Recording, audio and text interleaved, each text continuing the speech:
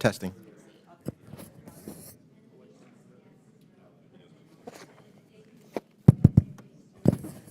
Testing.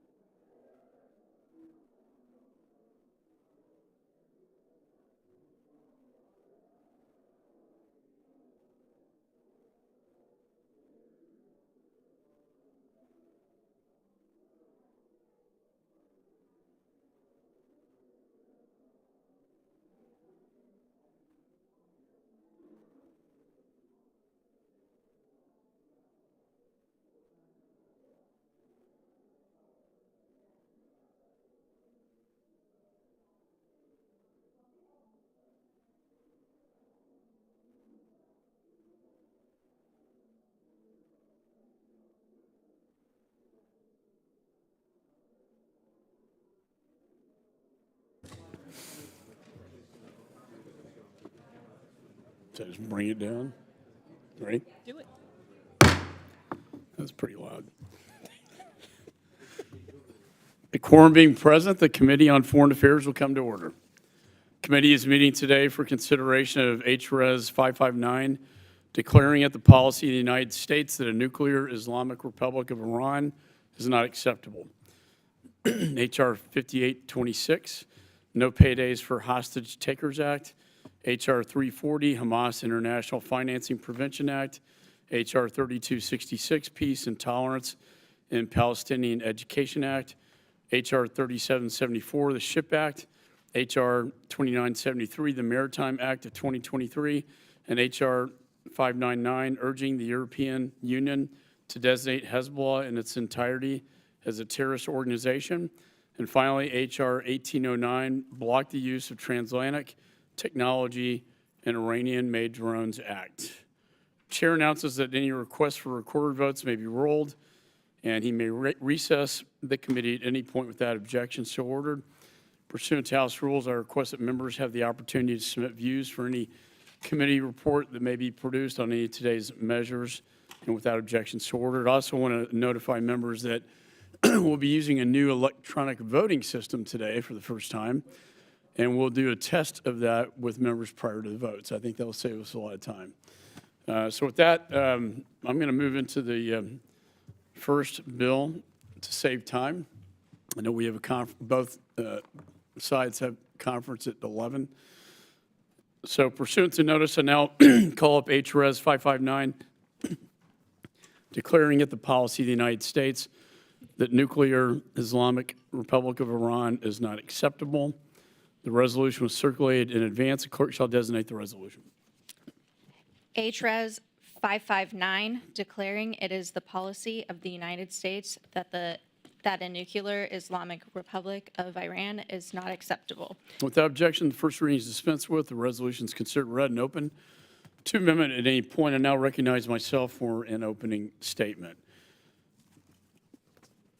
Just today, we got a report that 3 suicide drones were launched at U.S. forces at the Al-Tant garrison in eastern Syria earlier today. And early reports are now coming in of a possible drone attack on the U.S. base at the Green Village now as well. On October 7th, Israelis awoke to gunfire, rockets, and explosions surrounding them. Iranian-backed Hamas terrorists unleashed a brutal terrorist attack that led to the deadliest day in the history of Israel. At least 1,500 Hamas terrorists broke through the border from Gaza into Israel and brutalized every person they encountered. Terrorists were kicking in doors, storming houses, massacring women, children, and elderly. At the same time, Hamas launched thousands of rockets into Israel. And as part of their barbaric assault, Hamas kidnapped at least 200 hostages and dragged them back into Gaza. I spoke with the Israeli ambassador last week, and he personally told me about some of the horrible war crimes that Hamas committed. Dozens of babies were murdered. Many were found decapitated and burned. Holocaust survivors were kidnapped, and 260 people at a music festival were slaughtered. These ISIS-like atrocities will haunt the world forever. So I'd like to start with a moment of silence as we remember the victims of this massacre in honor of the lives that they lived.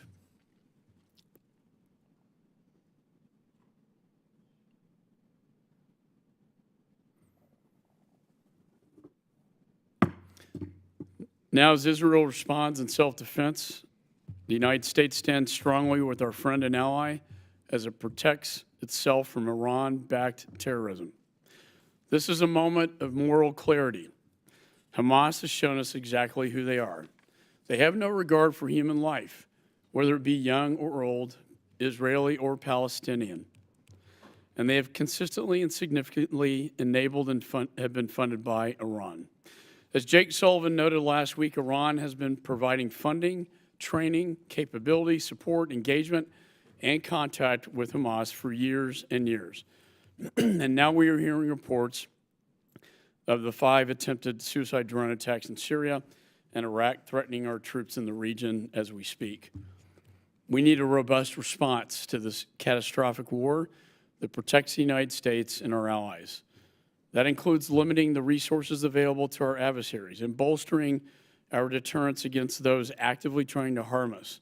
And that's why I've introduced my bipartisan resolution to state clearly, with no caveats, that it is the policy of the United States that a nuclear Iran is not acceptable. The resolution states that Iran must not be able to obtain a nuclear weapon under any circumstances, and the United States must use all means necessary to prevent Iran from obtaining a nuclear weapon. I'd like to also talk just briefly about my trip to the kibbutz on the border of Israel and Gaza with the then Speaker McCarthy. Just last year, the month prior, they had 4,500 rockets fired, and everyone I met in that village was massacred, slaughtered. And the daycare center, the children I saw were slaughtered, shot to death, beheaded, and burned. And when the press says it didn't happen, it did, because I've seen the pictures of the burned babies and the decapitated children and the blood at cribs, baby cribs. They're monsters. This needs to stop.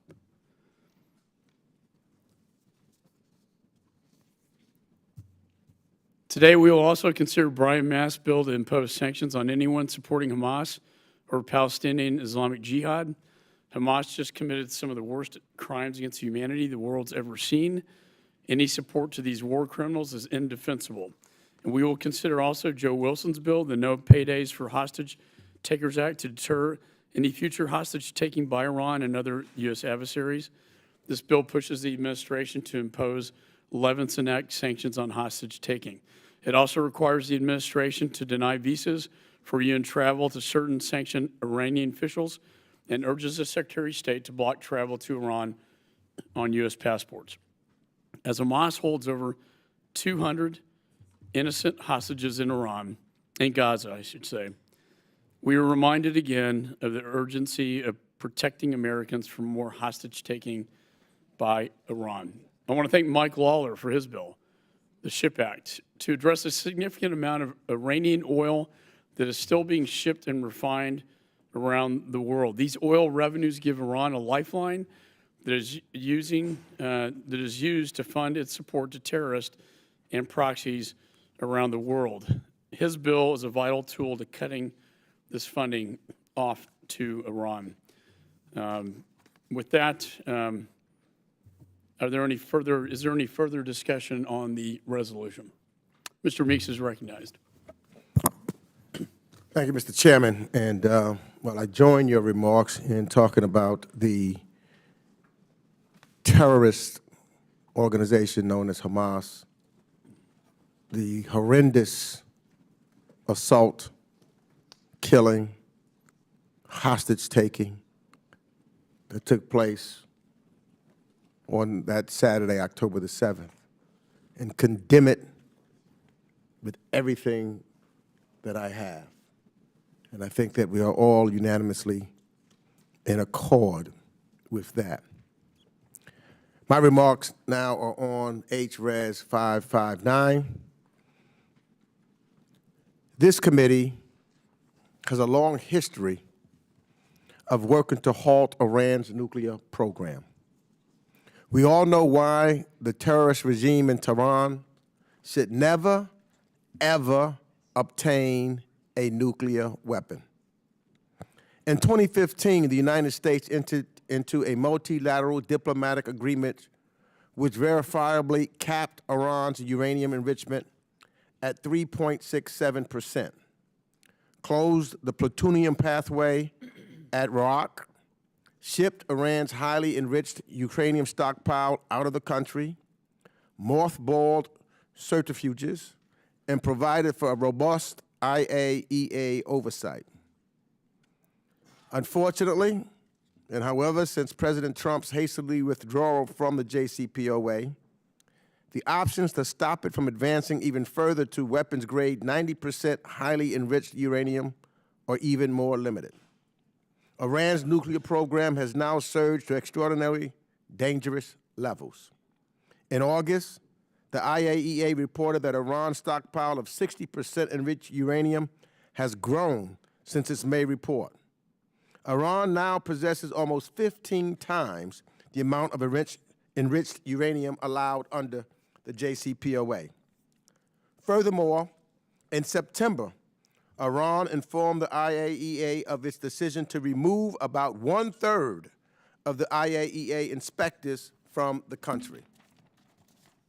We are living in, and this is, a very dangerous moment in dealing with Iran's nuclear program. I will argue that we cannot take diplomacy off the table because every other option comes with a much higher risk.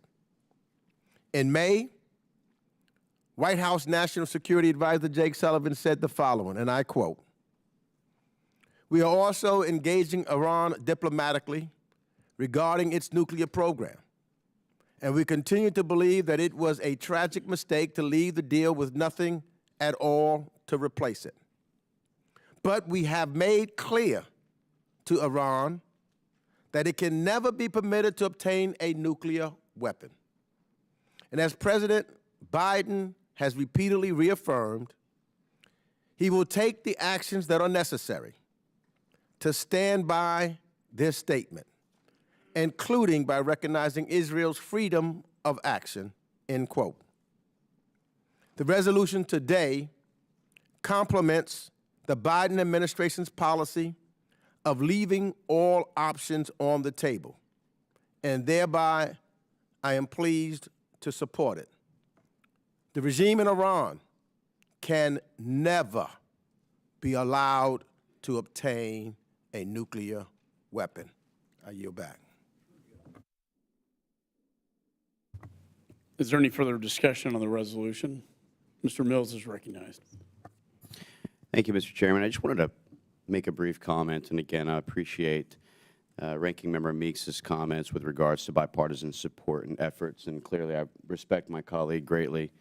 But I will point out the fact that one of the things that continues to be discussed is that the increase in nuclear enrichment by Iran is in somehow as a result of us removing ourselves from what was very much a failed resolution on JCPOA, also known as Resolution 2231. I would also note that when we continue to try and look at it from a partisan perspective by saying that this was Trump's fault or whatever, I'd also like to note that we also had President Obama who released $1.7 billion in cash in 2020 that led to an increase in Kataib Hezbollah's activities, as well as for every one of the Iranian proxy militias of Iraq that resulted in more attacks by Qais Khazali, Hadi al-Amiri, and the Hashd al-Shaabi against our U.S. embassies. So I want to go ahead and say that we must make sure that we prevent a nuclear Iran. We must ensure that we hold our adversaries accountable. We must acknowledge Hamas, Houthi, the Hezbollah under General Hassan Nasrallah, as well as for the rest of the proxy militias of Iraq as an enemy. And certainly with the atrocities that's been committed in Israel, I don't think that it's a time to necessarily have to point out the partisanship of where this comes from, but even the General Secretary of the UN, Ban Ki-moon, and General Secretary Gutierrez, both, during their time as the head of the UN, said that mid-range ballistic missiles was being transferred by Iran to the Houthis in Yemen, which is a clear and direct violation of JCPOA. There must be accountability for those who actually violate these agreements, and we must be able to call it and lay the blame where it is without partisanship. With that, I yield back. Gentleman yields. Any further discussion on the resolution? Mr. Castro is recognized. Thank you, Chairman. I strongly oppose Iran's efforts to develop a nuclear weapon and support efforts to stop that from happening, as we all do. In fact, we did have a working strategy to do that called the Joint Comprehensive Plan of Action. If the JCPOA was in effect today, Iran would have had real constraints on its nuclear capability, and we would have had valuable time to figure out how to oppose its nuclear ambitions and other malign activities. I was extremely disappointed that the Trump administration decided to remove these constraints on Iran's nuclear program by violating and then withdrawing from the JCPOA. I believe that in this resolution, if we're discussing the threat that Iran's nuclear program poses, we need to be honest about how and why we got here. I additionally have some reservations about the language in this resolution. In particular, the language that states that the United States must, quote, use all means necessary to prevent Iran from attaining a nuclear weapon. That language is categorical, and my concern is it could be construed as language of an AUMF. I understand the value in making statements like this to provide leverage, but that's only relevant if there's an active diplomatic process to provide Iran an alternative. We must bring Iran back to the table, and I'm disappointed that this language is not paired with a strong call for diplomacy so Iran has an opportunity to avoid conflict. I yield back, Chairman. Gentleman yields. This resolution is simply one of, to make it clear what the policy of the United States is and to provide deterrence, to allow the diplomats then to do their job. It seems to me if the Congress states unequivocally that a nuclear Iran is not acceptable, that will only empower our diplomats when they go to the negotiating table. With that, I recognize Ms. Kim. Thank you for recognizing me, Chairman. I strongly support your resolution to declare that it is the policy of the United States that a nuclear Islamic Republic of Iran is unacceptable. Earlier this year, International Atomic Energy Agency investigators found uranium particles enriched to 83.7%. And weapons-grade uranium is 90% enriched. Just last month, Iran kicked out several IAEA inspectors, and even when the JCPOA was in place, continued to develop its ballistic missile capabilities. Iran has made clear that its goal is to wipe Israel off the map. Its malign influence campaign and support for terrorist groups in the Middle East, such as Hezbollah, Hamas, and Palestinian Islamic Jihad, contributes to Iran's goal of wiping out Israel. And for far too long, we have not taken these threats seriously enough.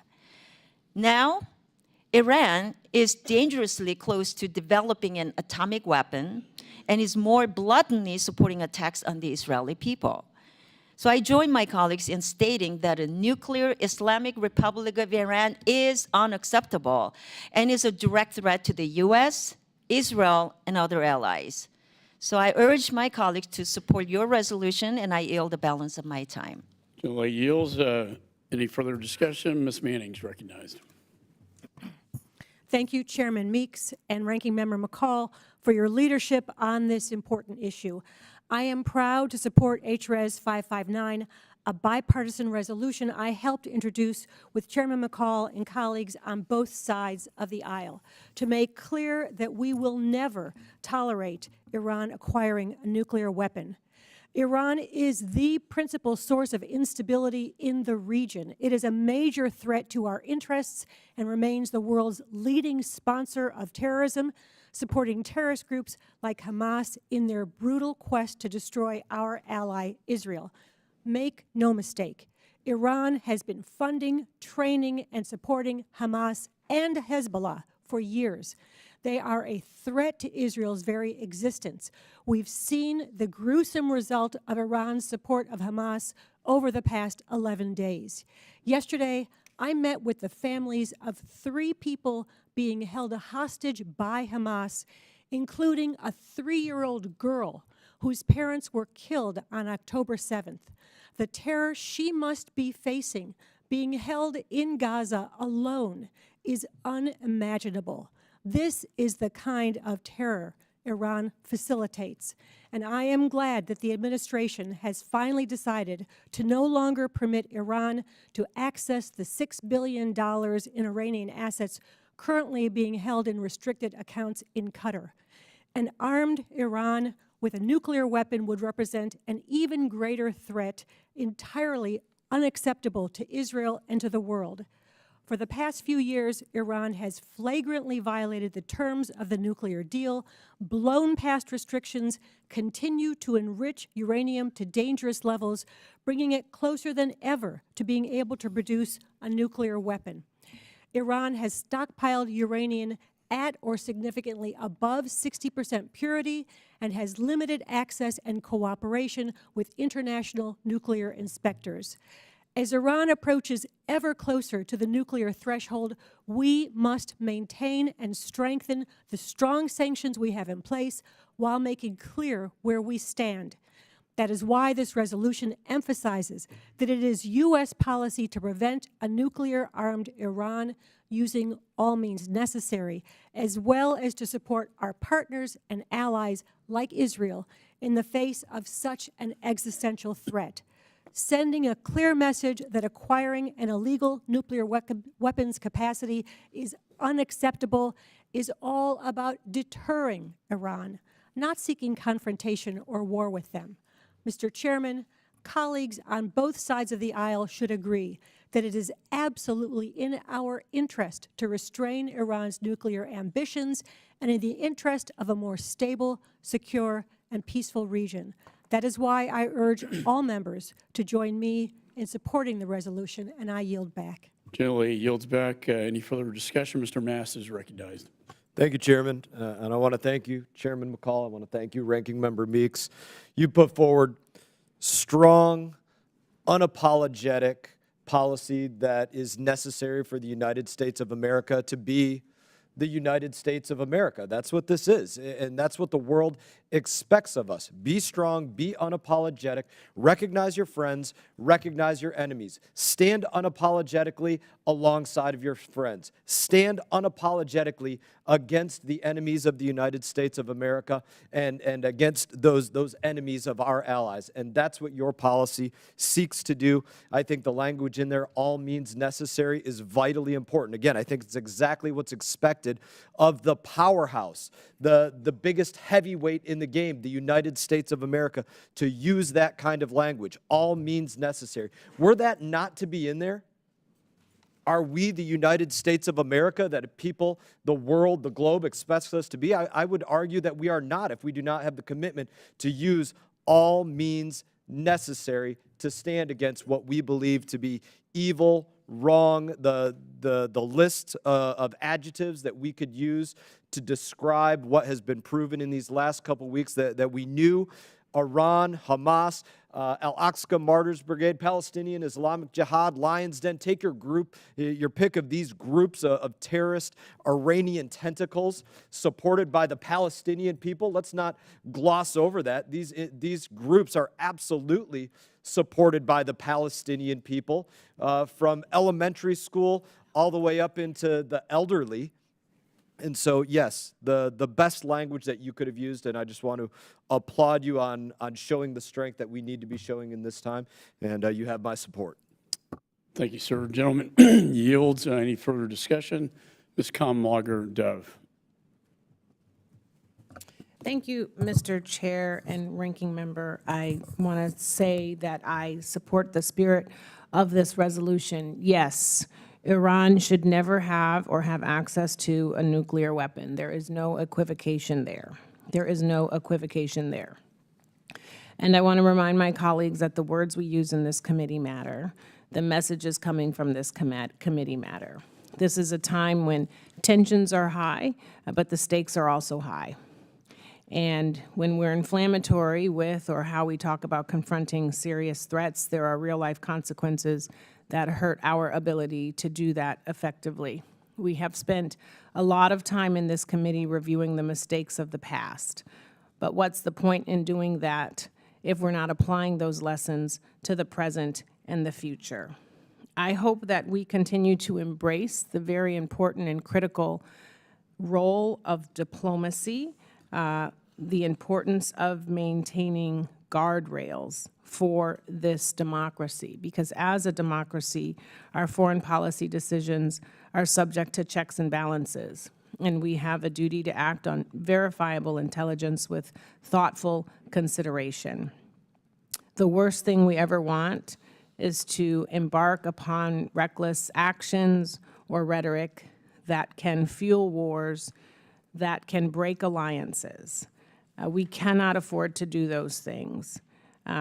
We cannot afford to jeopardize the parts of the status quo that keep Americans safe. Enemies of America, it is important that we elevate who they are and that we are honest about who they are. I hope at some point we have really thoughtful discussions about Russia and what it is doing to a democracy in this world. I believe that inflammatory language can turn into inflammatory actions, whether we intend it or not. And I do think it's important that we consider those things as we do the very critical, important business of this committee. It is just something that I urge my colleagues to keep in mind. And with that, Mr. Chair, I yield back. Generally yields back. Mr. Wilson is recognized.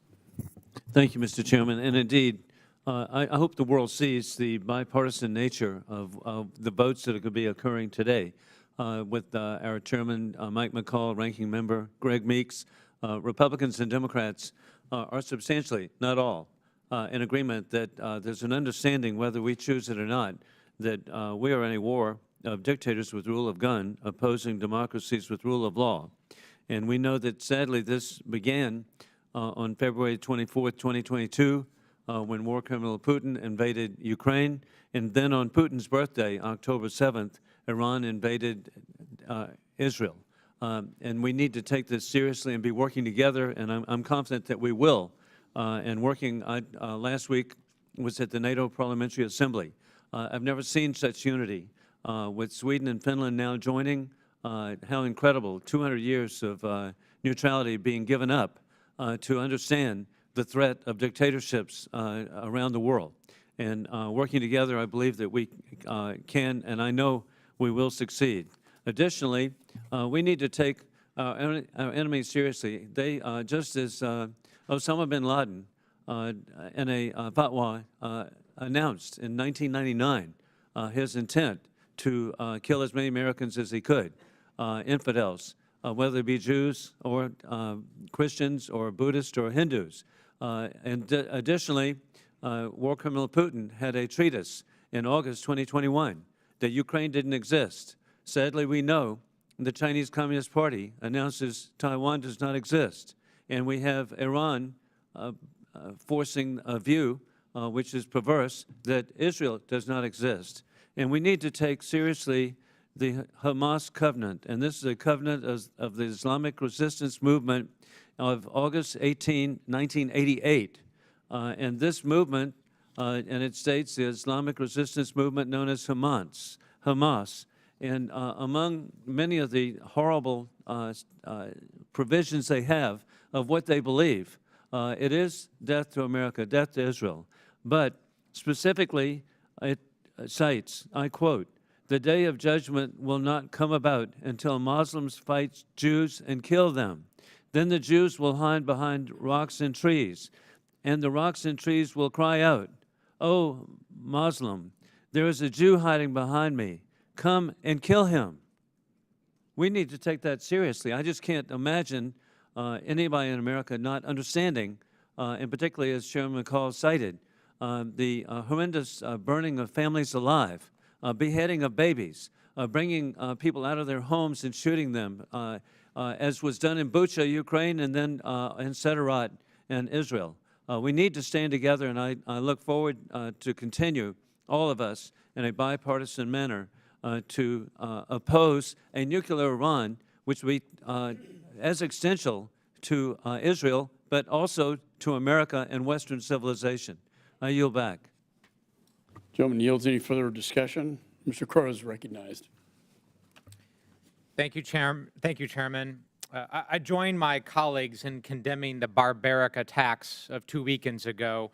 It is intolerable, and I stand with Israel in its right to defend itself and its goal to destroy the Hamas terrorist organization.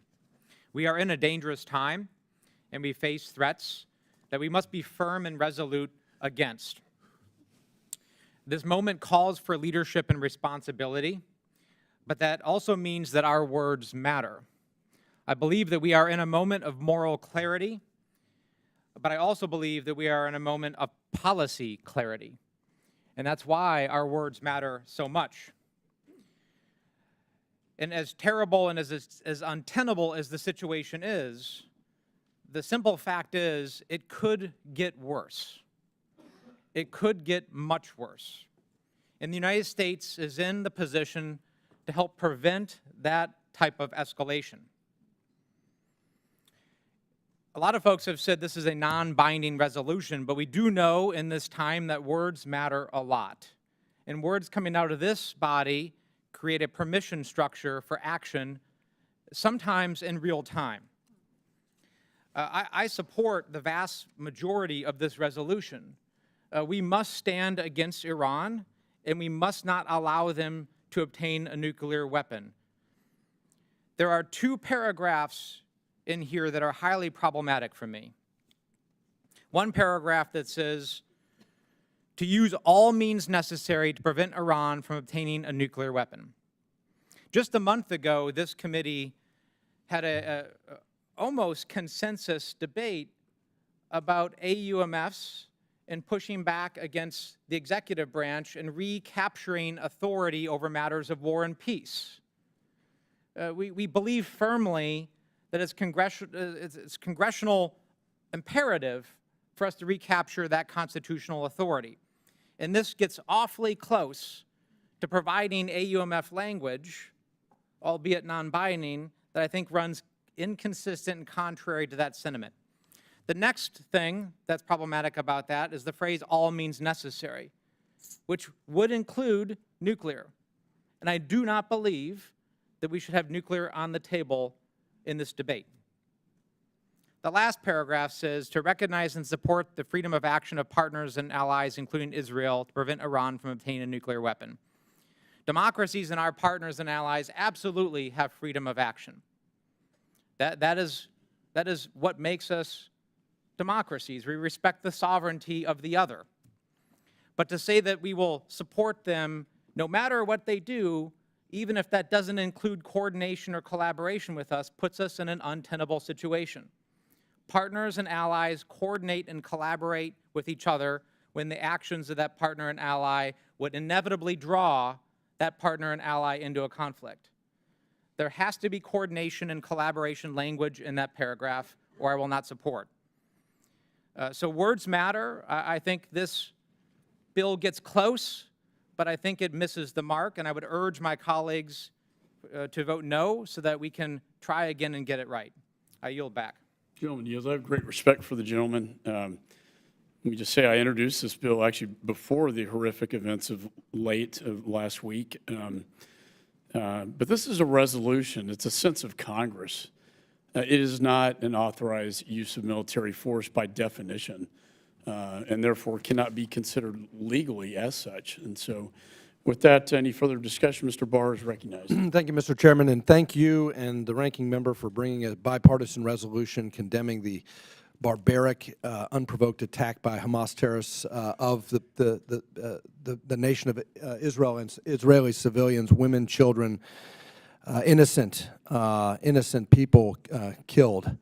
I also respect my colleagues on the other side of the aisle who want to have a thoughtful conversation about this, and I agree words matter, but the moral clarity of the language is something that I agree with. I agree with the moral clarity. I believe that it should be the sense of Congress that the policy of the United States is to prevent Iran from obtaining a nuclear weapon by all means necessary, because it's an existential issue for the United States, Israel, and our other allies, and for peace in the world. And peace requires deterrence and strength and moral clarity. That's what this resolution offers, moral clarity, all means necessary to prevent the leading state sponsor of terrorism to obtain a nuclear weapon. And I do have to just take issue with the idea that the JCPOA offered meaningful constraints. For one thing, these were short-term curbs, and they certainly did not constrain Iran.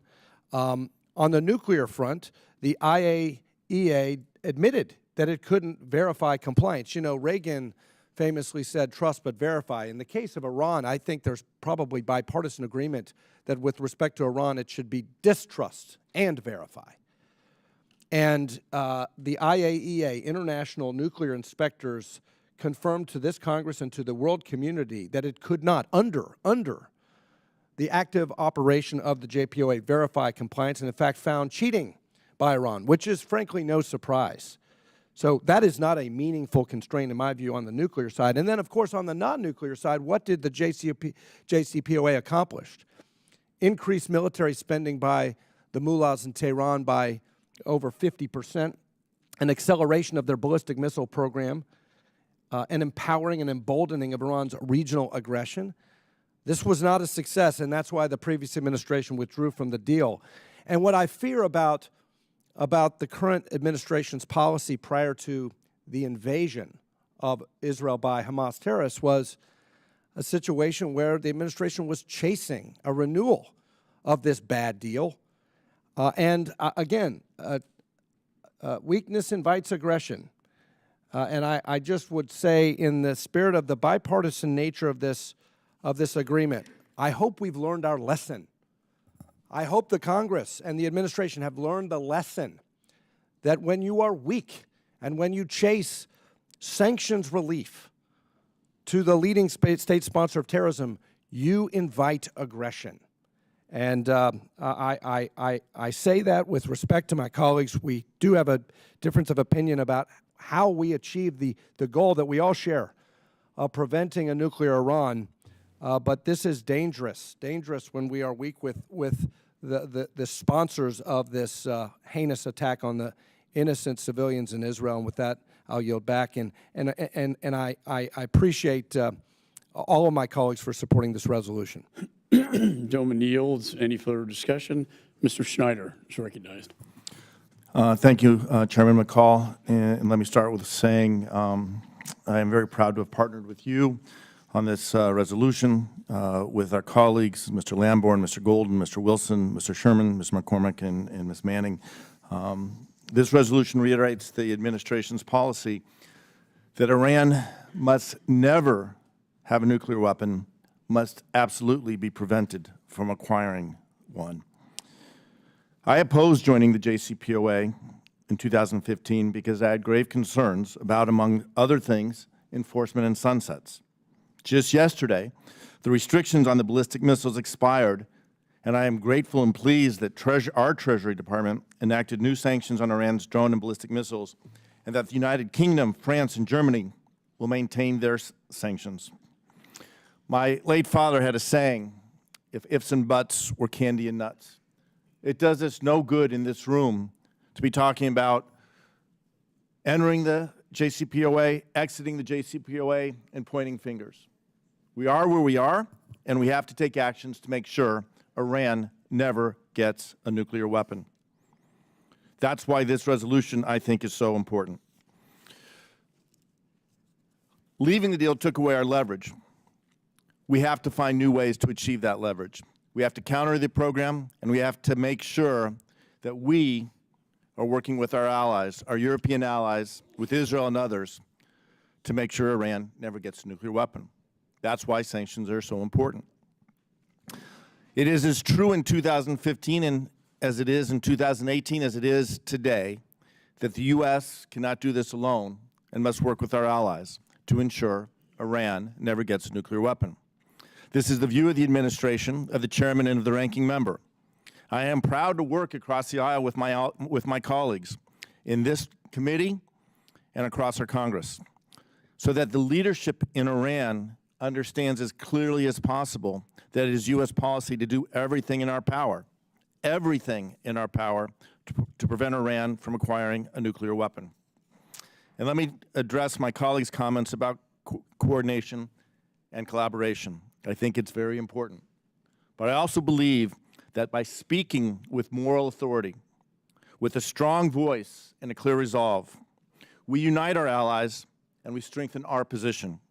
And in doing so, we increase the likelihood of coordination, collaboration, and ultimately the success in achieving our mission, that Iran never gets a nuclear weapon. I yield back. Gentleman yields. Any further discussion? Mr. Baird is recognized. Mr. Baird is leaving. Mr. Lawler. Thank you, Mr. Chairman. I listened to the comments from my colleague say inflammatory language leads to inflammatory actions. And I couldn't agree more, which is why it was absolutely abhorrent that we had members of Congress promulgating a disgusting lie that Israel bombed a hospital in Gaza, and to today have not apologized nor clarified those comments. And in fact, yesterday stood at a rally in support of Hamas terrorists promulgating the same disgusting lie. That type of conduct and language is not only unbecoming and unfit for public office, that member has no business serving in Congress. Hamas is a terrorist organization, period. The idea that Israel is an oppressor is a joke. The only oppressor of the Palestinian people is Hamas and the PA. Iran is the greatest state sponsor of terrorism in the world. They have backed and funded Hamas and Hezbollah and other terrorist organizations for the express purpose of wiping Israel off the face of the earth. They do not believe they have a right to exist. They do not believe the Jewish people have a right to practice their faith. And we have members of Congress that don't even have the courage or clarity to denounce it. They're more outraged about a false attack on a hospital in Gaza, blaming the Israelis, when in fact, it was a terrorist organization that did it. So yes, inflammatory language leads to inflammatory actions. And we should be able to speak with moral clarity. There is no moral equivalency here. Israel is the victim. Hamas is the terrorist organization that perpetrated the greatest slaughter of Jews since the Holocaust.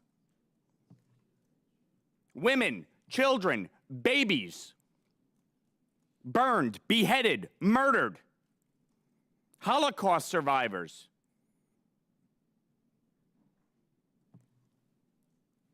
It is very clear that Iran is behind this,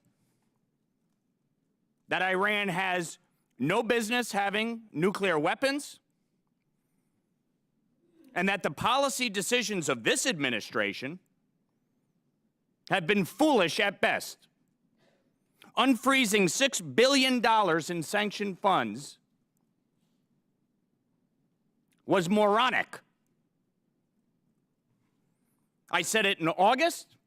I said it on September 11th when this administration notified Congress officially. Think about that.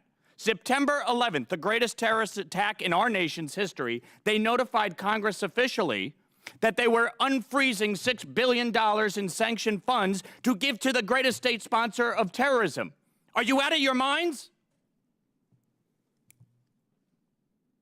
I talked about this 3 weeks ago when we held a hearing on the Taylor Force Act and the administration's failure to enforce it, giving funds to the PA, who continue to today to use pay-to-slay policies. And in fact are talking about giving $2.8 million to the Hamas terrorists that killed Jews and nearly 30 Americans. So yes, inflammatory language leads to inflammatory actions. You are 100% correct. And really stupid policy leads to people getting killed. I yield back. Gentleman yields. I know our conferences are taking place right now, so the committee will stand in recess subject to the call of the chair. I intend to give members at least 15 minutes notice before we reconvene. With that, we stand in recess.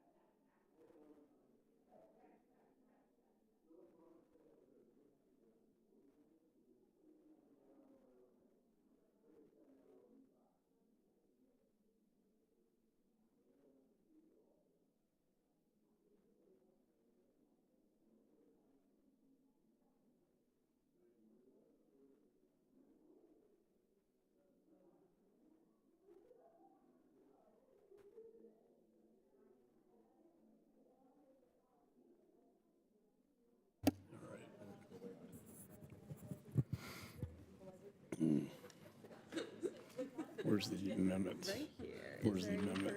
Second. No further discussion. All right. Committee will come to order.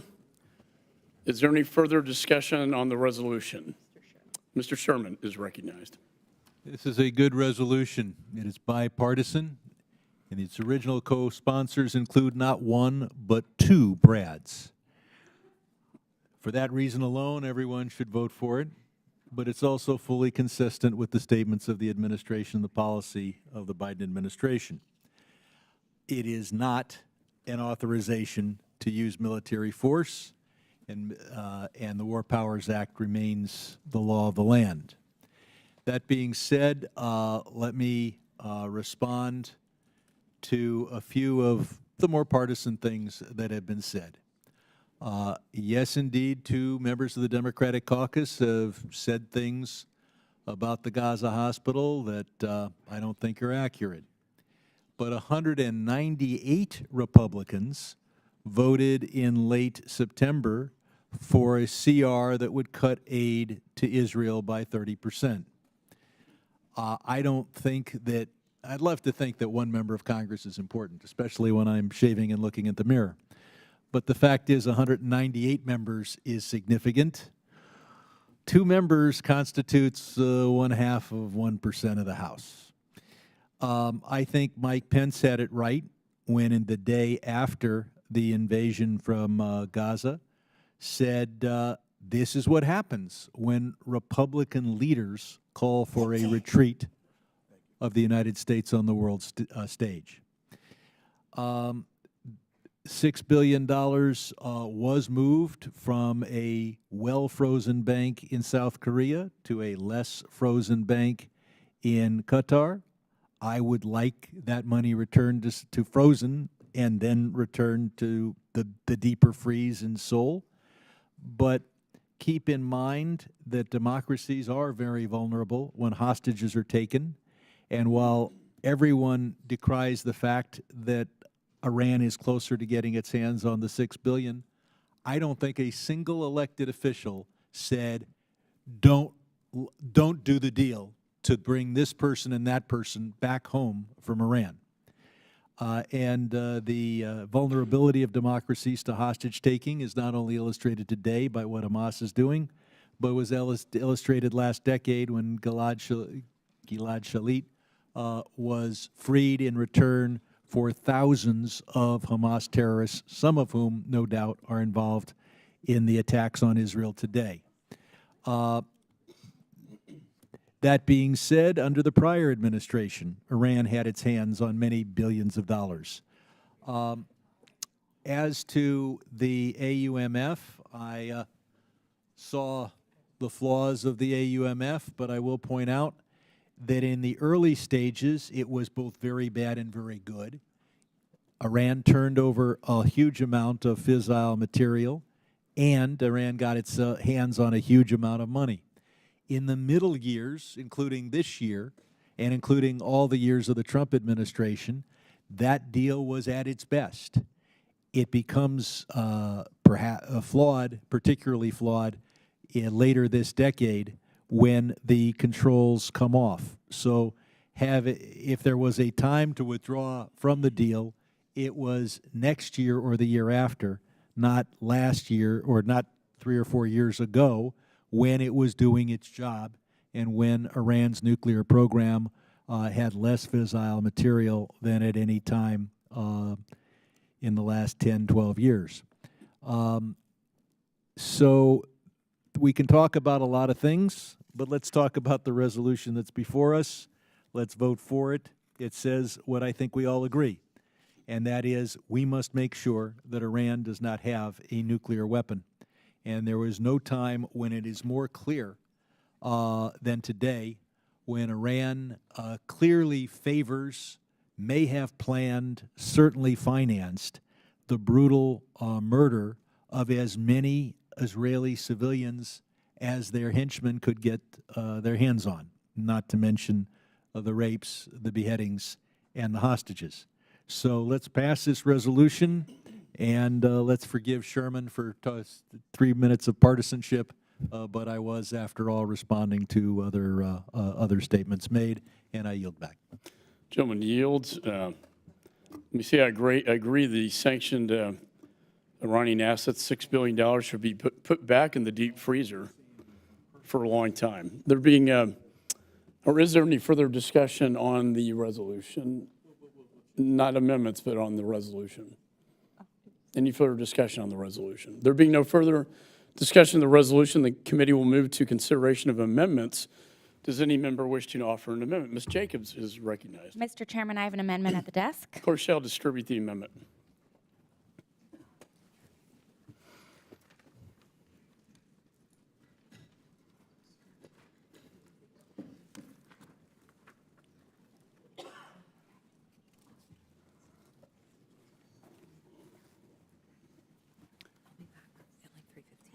Can you?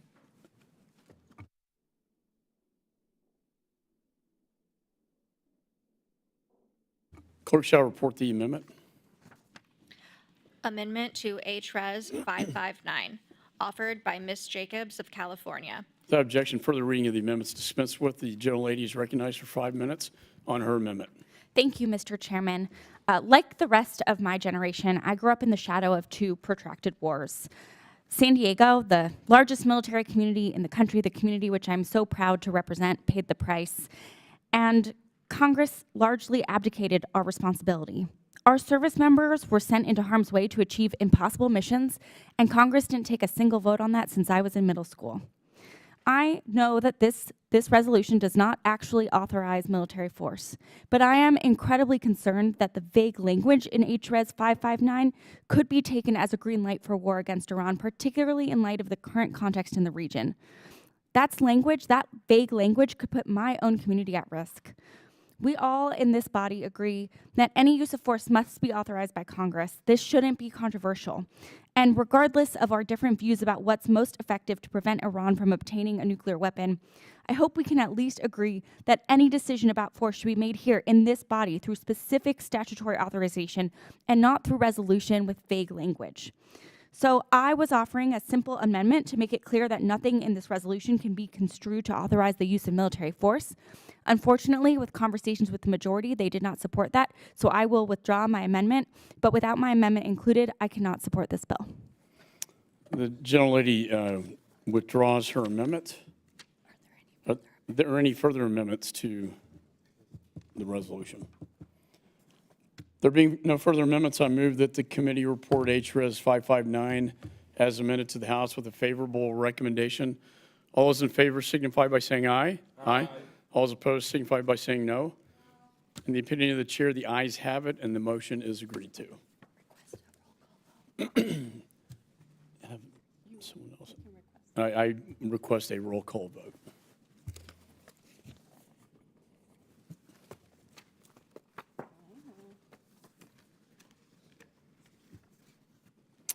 Pursuant to notice, I call up H.R. 2973, the Maritime Act of 2023.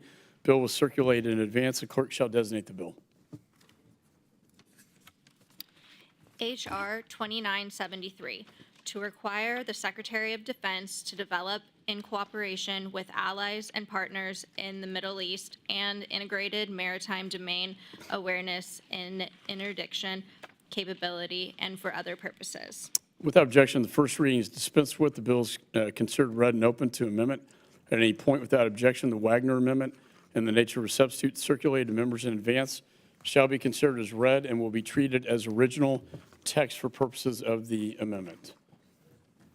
Is there any discussion on the bill? Ms. Wagner is recognized. I thank you, Mr. Chairman, and I want to thank you and the ranking member Meeks for holding this urgently needed markup. Today, we are advancing legislation that will give the U.S. and Israel critical tools to defend against brutal terrorists, Iran, and Iranian proxies. We are also sending a message of unequivocal bipartisan support for Israel. Israel is locked in a generational fight for survival against genocidal Hamas terrorists. The United States stands with Israel as it grieves the unthinkable loss of more than 1,400 innocent civilians, and it stands with Israel in its fight to eliminate the brutal terrorist group Hamas, period, full stop. Our ironclad commitment to Israel encompasses as well its ability to defend itself against the existential threat posed by Iran and its terrorist proxies. That is why I urge each of my colleagues to support H.R. 2973, the Maritime Act. This legislation that I'm leading with my good friends of the bipartisan, bicameral Abraham Accords Caucus, Chairman McMorris-Rogers, Representative Schneider, and Representative Tyrone. As we saw on October 7th, when Hamas launched the deadliest assault against the Jewish people since the Holocaust, Israel is facing a complex range of threats across all domains. On that bloody front and that tragic day, Hamas terrorists infiltrated Israeli communities by air, by land, and by sea to unleash bloodshed against civilians on a scale that Israel has not seen in its history. The Maritime Act requires the United States to develop a comprehensive strategy for the integration of maritime security capabilities with allies and partners across the Middle East. Iran and its terrorist proxies are increasingly aggressive in harassing American, Israeli, and even commercial ships. And we have seen that Hamas will use the sea domain to advance its abhorrent genocidal agenda against Israel. It is imperative that the U.S. convene responsible states to close this gap in regional security. The Maritime Act will kickstart that essential effort. The U.S.-Israel relationship is the linchpin of Middle Eastern security. The stability and the prosperity of our partnership brings to the region convinced Arab nations to take the unprecedented steps of normalizing relations with Israel, a far-sighted and courageous decision that is already unleashing pent-up economic growth. But China, Russia, and Iran, the new axis of evil, see this achievement as a threat. They want to use the tragedy unfolding in Israel to undo the Abraham Accords, and they will plunge nations and regions into chaos to do so. We cannot and we will not let this happen. For a peaceful, prosperous future for the region, Israel and its friends must draw closer together. The U.S. must continue to build ties, economic, security, and cultural, between Arab partners and Israel. I thank the chair and the ranking member for working with the Abraham Accords Caucus to include the Maritime Act in today's markup, and I urge my colleagues to support this bipartisan legislation so the U.S. can get to work on bolstering security in the Middle East. And I yield back, Mr. Chairman. Jill Lay yields back. Is there any further discussion on the bill?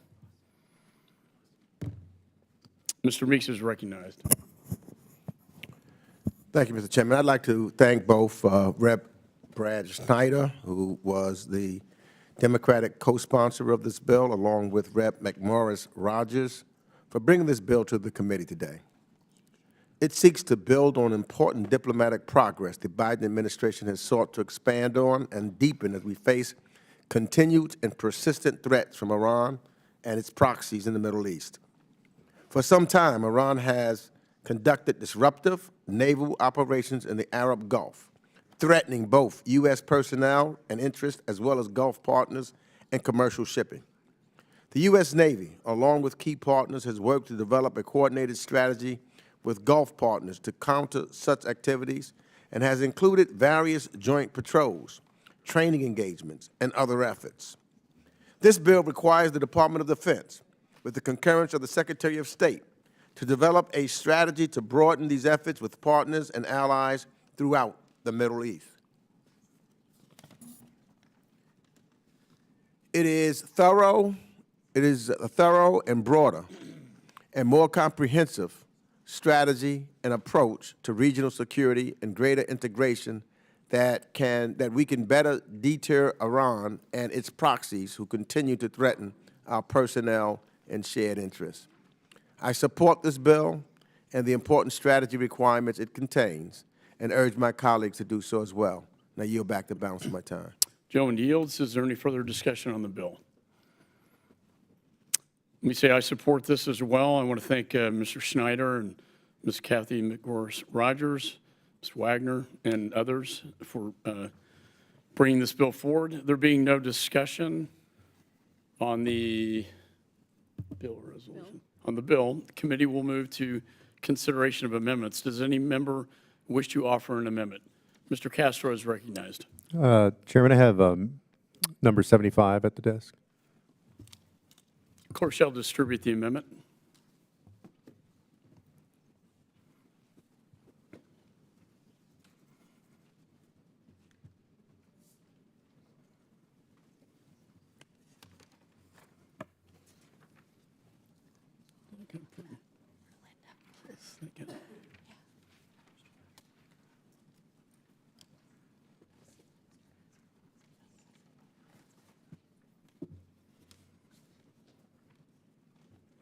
Clerk shall report the amendment. Amendment to the amendment in the nature of a substitute to H.R. 2973, offered by Mr. Castro of Texas. Page 6, after line 3, insert the following. Limitation: a foreign country may be included with respect to the activities carried out under the section only if the Secretary of State certifies to the appropriate congressional committees that the country does not undertake military intelligence or other such cooperation with the People's Republic of China. Without objection, further reading the amendments dispensed with. The gentleman is recognized for 5 minutes on his amendment. Thank you, Chairman.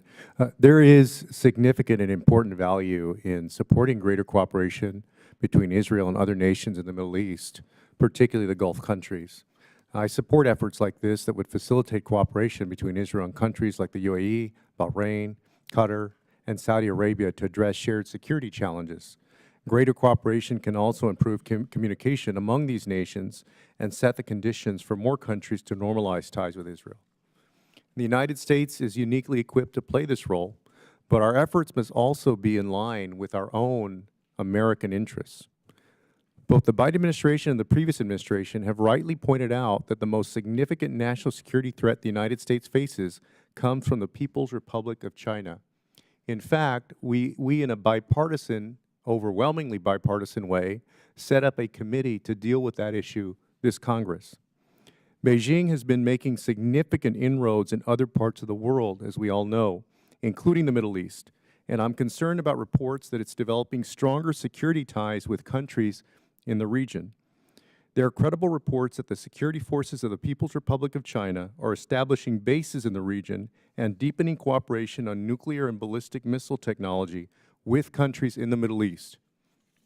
If, under this bill, the United States is committing to continue to be an integral part of the security architecture of the Middle East, I think it's fairly reasonable to ask our partner countries to avoid a close defense or intelligence relationship with the People's Republic of China.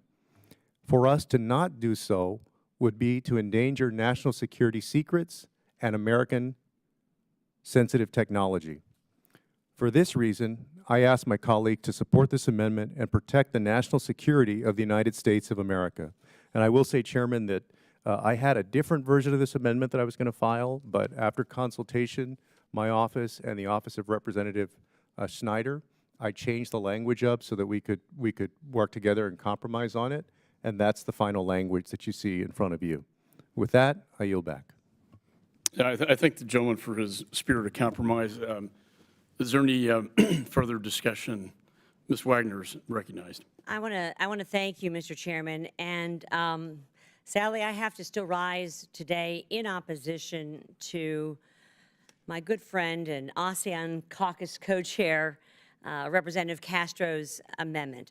While I strongly agree with the spirit and intent of this amendment, which I believe is to bolster our national security, the language is so broad, Mr. Chairman, that it undermines these goals. In fact, I think it endangers the goals of the underlying bill. The Maritime Act will promote peace and cooperation among Abraham Accords nations, establishing stronger security ties between Arab states, Israel, and the United States, and expanding opportunities for our militaries to work together and to build trust. This amendment both ties our diplomats' hands and signals to Abraham Accords countries that we are open to putting these historic peace agreements back on the negotiating table. During this moment of profound crisis for Israel and the Middle East, we must send a clear message to signatory nations that we are absolutely committed to the accords. And I remind them that partnership with the U.S. and Israel is the path to regional prosperity, not Iran and not the People's Republic of China. We absolutely must counter China's influence in the Middle East. This is a national security imperative, but the answer is not to end our cooperation with regional partners who are seeking to hedge against China, Russia, and Iran. This would play right into China's hands, and it would be a gift to Putin and Iran, whose regional influence the Abraham Accords seriously threatens. I've had the pleasure of working in a very bipartisan manner with Representative Castro for many years, as I mentioned before, on the ASEAN caucus, which we co-chair, and I know he is sincerely committed to combating the serious threat the People's Republic of China poses to American interests. I look forward to working with the representative to counter China's influence in Southeast Asia and beyond, but I must oppose this amendment, and I would urge my colleagues to vote no, and I yield back, Mr. Chairman. Generally yields back. Is there any further discussion? Mr. Meeks is recognized. Thank you, Mr. Chairman. This amendment from Rep. Castro, which I thank him and Rep. Schneider for collaborating on, addresses a real and growing threat to the United States interests and the security of our personnel and facilities in the Middle East. As China aggressively expands its overseas footprint and relationships globally, our nation's top military, diplomatic, and intelligence leaders have expressed strong concern about the implications of such expansion and briefed many of us on potential consequences for the United States. More specifically, in the Arab Gulf, China has sought to dramatically expand its military and intelligence efforts, not only through deepening direct relationships with those governments, but in some cases constructing or expanding physical bases and installations. Through several open source reports and briefings members have received, I, along with many of my colleagues, are cognizant of the fact of these concerns and high stakes there. Therefore, this amendment adds an additional helpful reporting requirement mandating the Secretary of State certify to Congress that a country involved in the cooperative strategy described does not undertake military, intelligence, or other cooperation with China that is inconsistent with the United States' national interests or national security. We need to make sure, as we seek to enhance cooperation and collaboration among Gulf partners and our own military, we are not exposing or needlessly endangering our personnel, facilities, sensitive communications, or technologies to our adversaries. Mr. Castro's amendment accomplishes this and provides a helpful addition to this important initiative, and I support the amendment and urge all members to do so as well. And with that, I yield back. Gentleman yields. Any further discussion? There being no further discussion, question now occurs on the amendment offered by Representative Castro, 75. All those in favor signify by saying aye. Aye. All those opposed signify by saying no. No. Mr. Chairman. Well, in the opinion of the chair, does have. Sorry. And I see a roll call vote has been requested pursuant to the chair's previous announcement. This vote will be postponed. Are there any further amendments? Pursuant to notice, I now call up H.R. 5826, No Paydays for Hostage Takers Act. The bill is circulated in advance, and the clerk shall designate the bill. H.R. 5826, to require a report on sanctions under the Robert Levinson Hostage Recovery and Hostage Taking Accountability Act. And Without objection, first reading is dispensed with. The bill is considered read and open to amendment at any point. Without objection, the Wilson Amendment in the nature of a substitute, number 68, circulated to members in advance, shall be considered as read and will be treated as original text for purposes of amendment. Is there any discussion on the bill? Mr. Wilson's recognized. Thank you, Mr. Chairman. I'm grateful for the inclusion of H.R. 5826, the No Paydays for Hostage Takers Act, in today's markup. The dictatorial regime in Tehran, which oppresses its citizens of Iran, has increased its inhuman policy of hostage-taking in recent years as it looks for ways to fund its murderous terrorist activities and oppression of the people of Iran. In 2021, Mohsen Razi, the former commander of the Islamic Revolutionary Guard Corps, former Vice President of Iran for Economic Affairs, said, quote, "We'll take 1,000 American hostages. America will have to pay billions to get every single one freed. This is how we can solve our economic problems." End of quote. How clear could it be, their threats of death to Israel, death to America? Taking hostages is a murderous tactic in the war between dictators of rule of gun opposing democracy's rule of law. The axis of evil, Putin, Raisi, and Xi, must be stopped by peace through strength. Sadly, the September 11th announcement of all days of the release of $6 billion to the terrorist regime in Tehran in exchange for 5 Americans detained confirms this tactic works. American policy should be what was declared in 1797 by South Carolinian American Ambassador Charles Cotesworth Pinckney to France: millions for defense, not a penny for tribute. This bipartisan legislation deters the regime from hostage-taking and imposes penalties by requiring strict line-by-line accounting and oversight of the $6 billion should it be irresponsibly released, limits the ability for Iranian diplomats to travel at the United Nations, reiterates the ability of the U.S. to restrict the use of U.S. passports of travel to Iran to protect Americans. The horrific terror attacks on Israel by Iran-backed Hamas further underscores the barbarity of the regime as it seeks to fulfill its mandate of death to America, death to Israel. The Tehran regime must be held accountable for their murderous destabilization and barbaric, heinous crimes against humanity. I yield back. Gentleman yields back. Is there any further discussion on the bill? Mr. Meeks is recognized.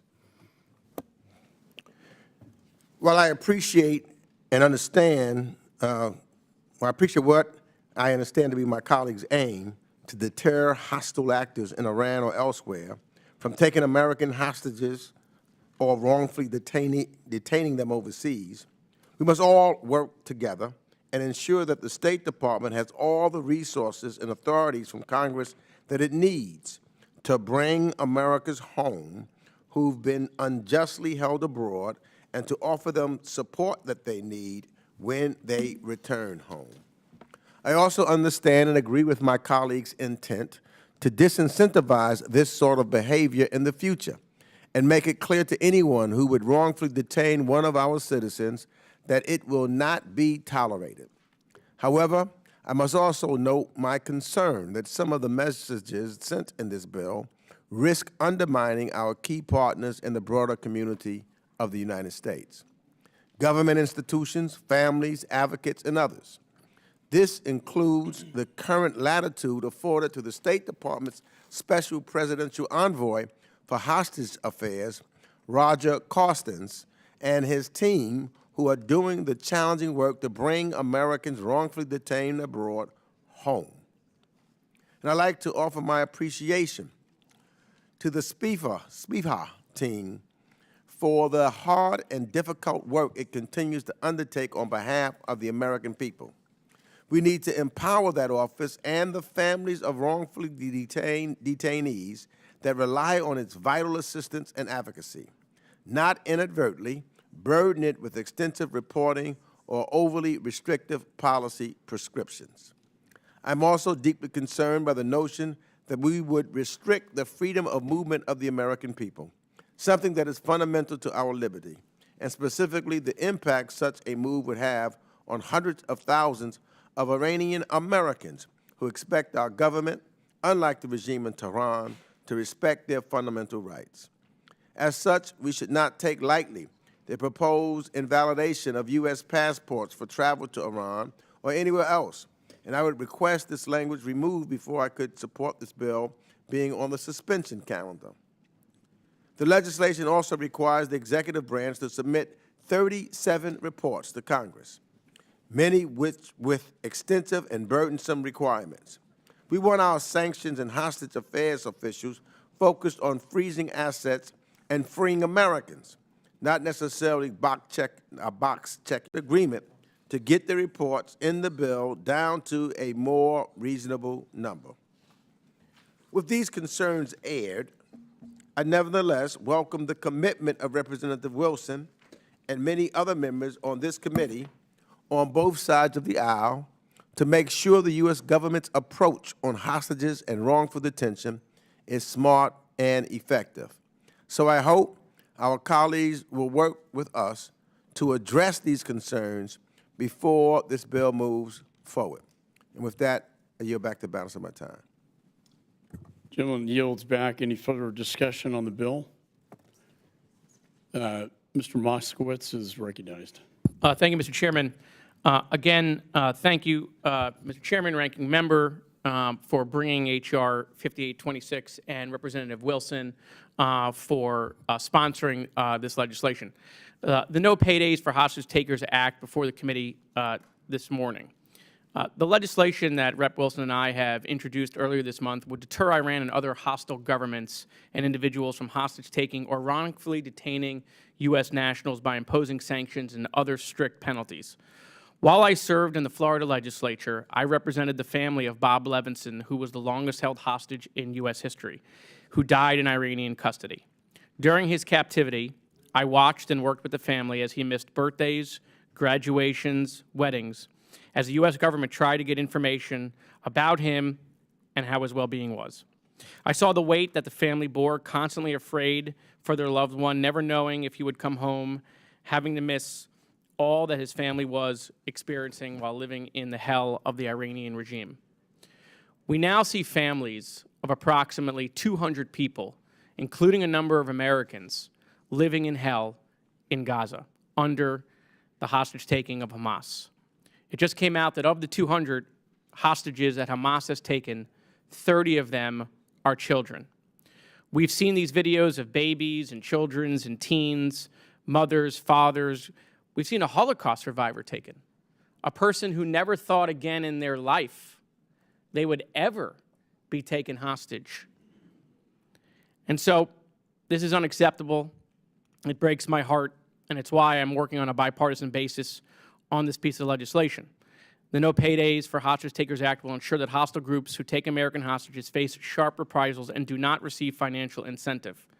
With that being said, it's an important note, because of the misinformation that was put out in the weeks after the deal was announced, that not a single dollar of the $6 billion, not a single dollar of the $6 billion has moved. And that's an important correction, because information in today's day and age is important to make sure that the facts as they are displayed. And with that, I urge my colleagues to support this important piece of legislation, and I yield back the balance of my time, Mr. Chairman. Thank you. Gentleman yields back. Any further discussion on the bill? There being no further discussion of the bill, the committee will move to consideration of amendments. Does any member wish to offer an amendment? Ms. Jacobs is recognized. Mr. Chairman, I have an amendment at the desk. Clerk will distribute the amendment.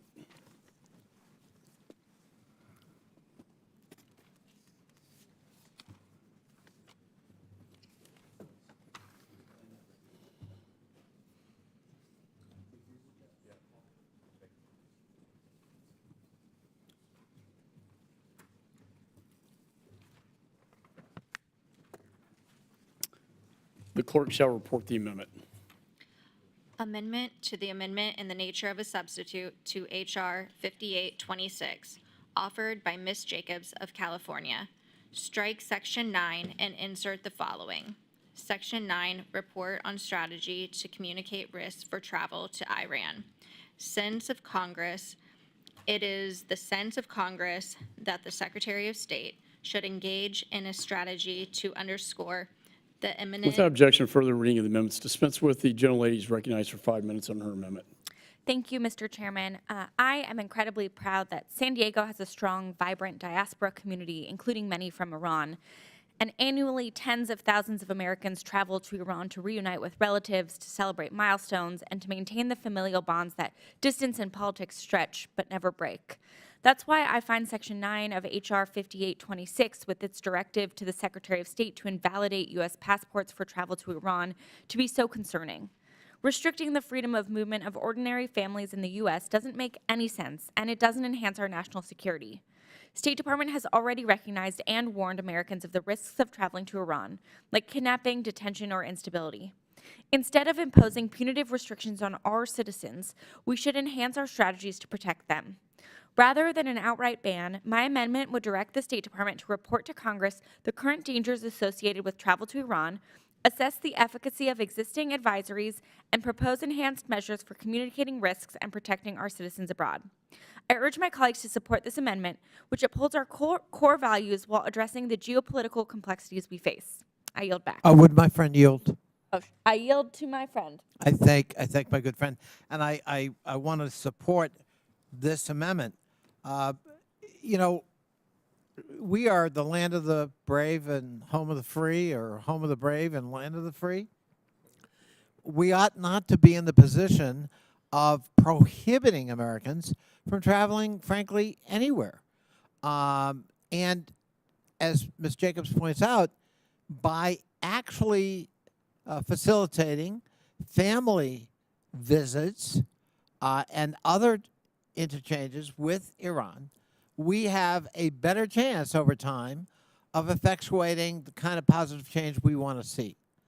We have other examples where, in fact, we've had strict travel bans, and they did not produce at all the desired results we sought. In fact, they managed to shore up the regime and keep it in power for more than a half a century.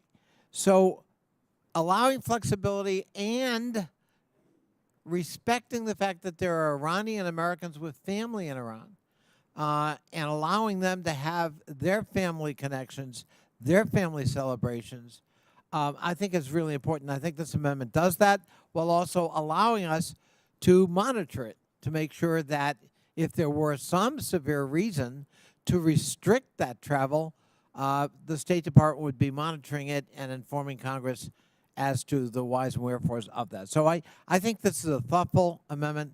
I think it improves the bill. I'm happy to support it, and I thank my friend for yielding. Thank you. I yield back. Gentlelady yields back. Any further discussion on the amendment? Mr. Meeks is recognized. This amendment addresses my concerns about hasty and unhelpful restrictions on Americans' freedom of movement with the Secretary of State to take the step to invalidate U.S. passports for travel to Iran. I appreciate the serious risks that U.S. travelers to Iran may encounter and have welcomed the State Department's Level 4 travel advisory warning Americans not to travel to Iran, quote, due to the risk of kidnapping, the arbitrary arrest and detention of U.S. citizens, and the danger of civil unrest. I also welcome the Department's effort with respect to Iran and globally to expand indicators in its travel advisories, specifically related to the risk of wrongful detention abroad. But it's not a small thing to potentially limit the freedom of movement of thousands of Americans, including Iranian Americans with loved ones in Iran. By invalidating U.S. passports for travel to Iran, I have expressed similar concerns in other situations, such as Cuba, where Americans' freedom of movement has been curtailed. The U.S. government is not an authoritarian or anti-democratic regime. We have long committed to do all in our power to protect our citizens' most fundamental human rights. So I support this amendment, which asks only for precisely what we need here, a more detailed understanding of the imminent danger to public health or physical safety of U.S. travelers to Iran, with the State Department and what the State Department is doing to communicate travel risk and what more it needs to do so effectively. And with that, I yield back. Would my friend yield for a question? Yes. Is my friend aware of any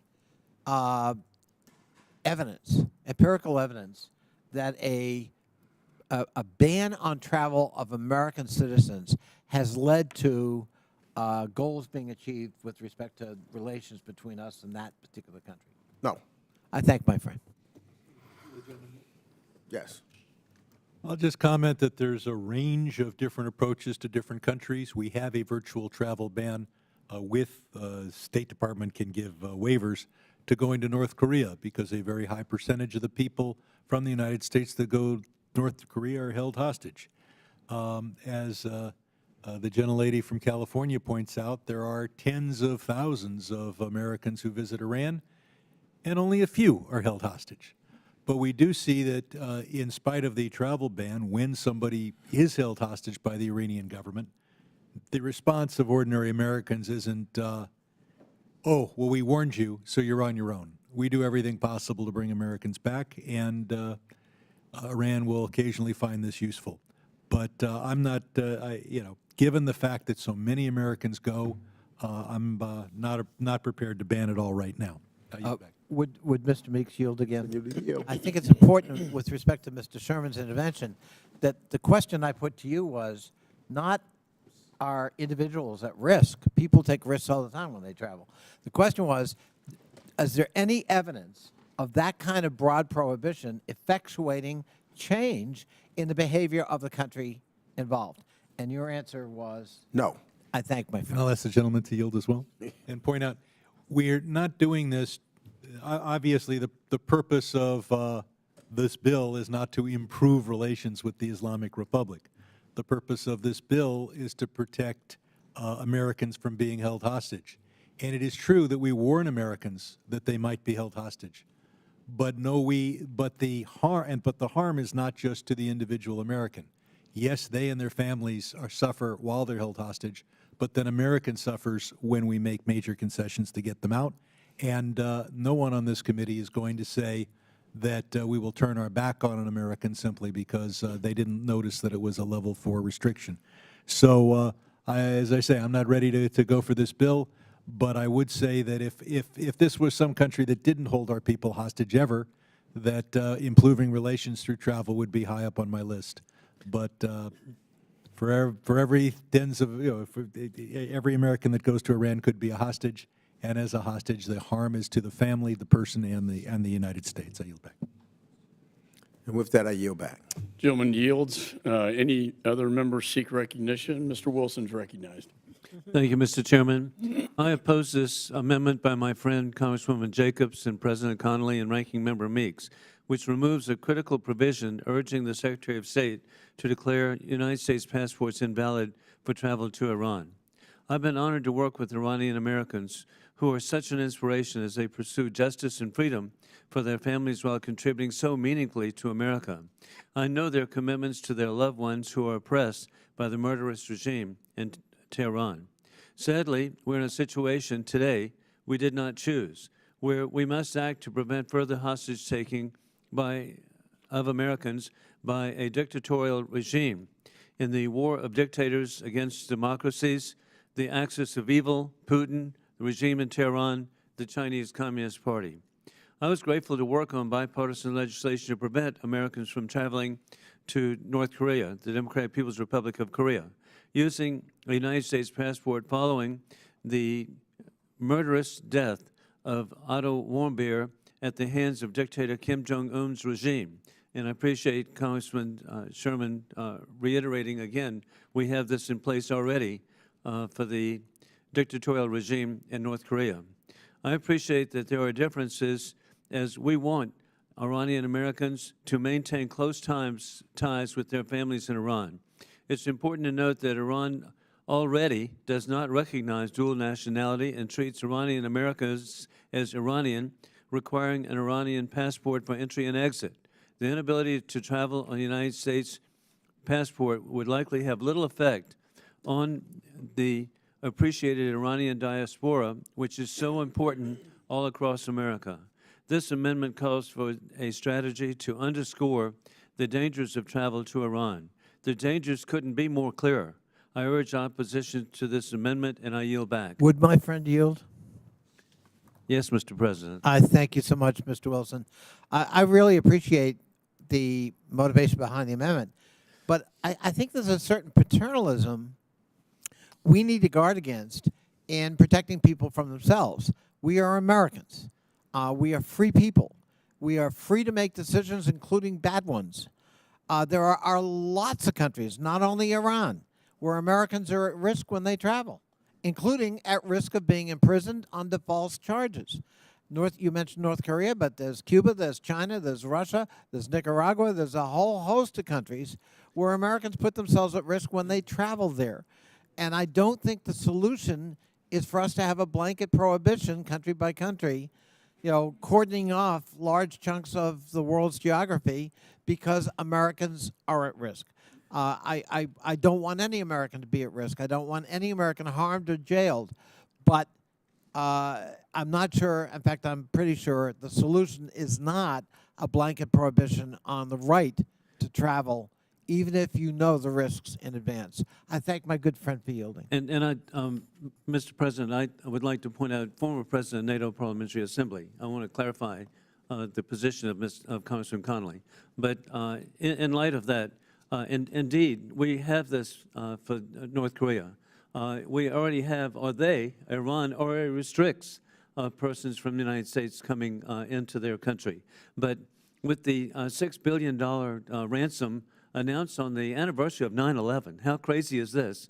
The potential of $1 billion per person, and then we can only go back, the statement by the Iranian officials was 2021. It was 2 years ago that they said they looked forward to holding Americans as ransom for $1 billion each. Now, I would have thought that was absurd, except it's happened. I yield back. Gentleman yields. Any further discussion on the amendment? There being no further discussion, the question now occurs on the amendment offered by Representative Jacobs, number 129. All those in favor signify by saying aye. Aye. All those opposed signify by saying no. No. In the opinion of the chair, the noes have it, and the amendment is not agreed to. For what purposes? General Lady seek recognition. A roll call vote has been requested pursuant to the chair's previous announcement. This vote will be postponed. Are there any further amendments? Further proceedings on this bill are postponed. Pursuant to notice, I now call up H.R. 340, the Hamas International Financing Prevention Act. The bill was circulated in advance, and the clerk shall designate the bill. H.R. 340, to impose sanctions with respect to foreign support for terrorist organizations, including Hamas and the Palestinian Islamic Jihad. Without objection, first reading is dispensed with. The bill is considered read and open to amendment at any point. Without objection, the massed amendment in the nature of a substitute, number 117, circulated members in advance, shall be considered as read and will be treated as original text for purposes of amendments. Is there any discussion on the bill? Mr. Mast is recognized. Thank you, Chairman. The purpose of this bill is simple. The Palestinians that conducted this attack on Israel, they didn't do it by themselves. They didn't do it without support from the outside. They didn't do it without support from other countries, from perhaps nonprofit organizations, as we might call them here in the U.S., or non-government entities or charity groups. The support was far-reaching, and it has been for many years. Whether it's the financial support, the support of intelligence, the support of propaganda, the support of ordnance, rockets, artillery, grenades, the support of small arms. It's been extensive, and it extends well beyond the borders of the Gaza Strip and the borders of the West Bank.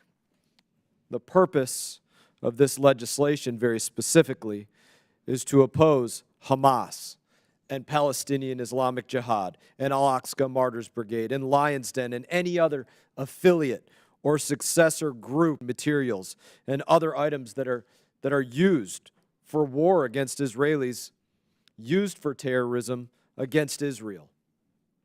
To be very specific about this, it's to name, identify, sanction all of those entities that assist in sponsoring or providing financial services or financial goods, material services or goods, technological services or goods.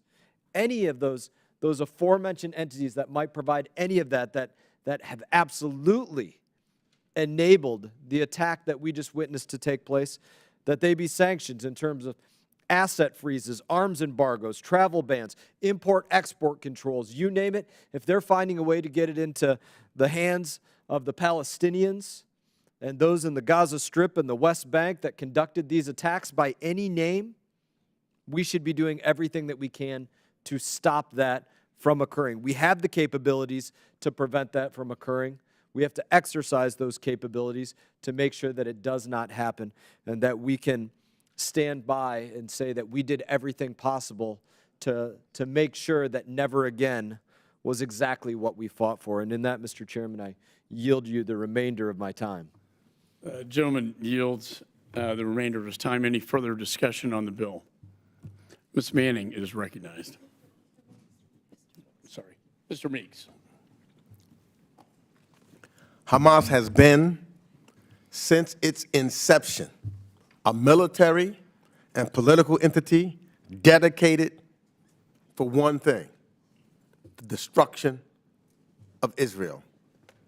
And rather than addressing the needs and concerns of the Palestinian people, Hamas has furthered their suffering. This group has used Palestinians as human shields, has terrorized its own population. And of course, this October the 7th raid and destruction, kidnapping, rape of Israeli people. And it has destabilized the Gaza Strip. Since 2001, Hamas has launched tens of thousands of rockets at Israeli and Palestinian civilians, conducted countless terror attacks, engaged in hostage-taking, and tortured the Palestinian people. The State Department first designated Hamas as a foreign terrorist organization in 1997. And the EU and other Western countries have done the same. But today, passage of this legislation will provide more tools for this and future administrations to hold Hamas accountable for its terrorism and brutality. And while Hamas leaders don't have assets in the United States, new sanctions have been unveiled by the Biden administration this week that will increase pressure on some of the countries that host them. With this legislation, the United States will now be able to penalize third parties who provide assistance to Hamas. While we desire to put more pressure on Hamas, we also want to make certain that American and partner NGOs and governments are still able to assist the people of Gaza with their humanitarian needs. The waiver present in this legislation, while strict, will allow that assistance to continue. We have verified this with the State and Treasury departments. So therefore, I urge my colleagues to join me in supporting Mr. Mass's bill, and I yield back. Gentleman yields back. Any further discussion on the bill? Ms. Manning's recognized. Thank you, Mr. Chairman. I am proud to speak in support of H.R. 340, the Hamas International Financing Prevention Act, a bipartisan bill introduced by our colleagues Brian Mast and Josh Gottheimer to impose sanctions on the terrorist group Hamas. On October 7th, we woke in horror to find Hamas's brutal and despicable terrorist attacks, firing rockets at innocent civilians, storming the Israeli border, and invading Israel, going house to house, murdering babies, executing parents in front of their children, massacring two. Hamas has killed 31 U.S. citizens and more than 1,400 Israelis in its attacks, while taking 200 people hostage in Gaza, including babies and toddlers. And just today, we learned that an 80-year-old American citizen and her 13-year-old granddaughter, who were kidnapped by Hamas terrorists from their kibbutz on October 7th, have now been found dead. So let us remember, Hamas terrorists are not militants, they are not freedom fighters, they are not a civil resistance movement. They are a brutal foreign terrorist organization which is dedicated to the destruction of the State of Israel and the murder of Jews. It is no secret that this is their goal. It's plainly stated in their charter. It's important also to recognize that Hamas has no regard for the lives of innocent Palestinian civilians in Gaza, the very people they were elected to govern, who suffer under Hamas. Let there be no mistake. Hamas bears responsibility for their pain as well. All countries around the world should join the U.S. in demanding Hamas immediately release all of the hostages currently held in Gaza. I am pleased that yesterday the Treasury Department imposed a round of additional sanctions on senior Hamas officials and their financial backers.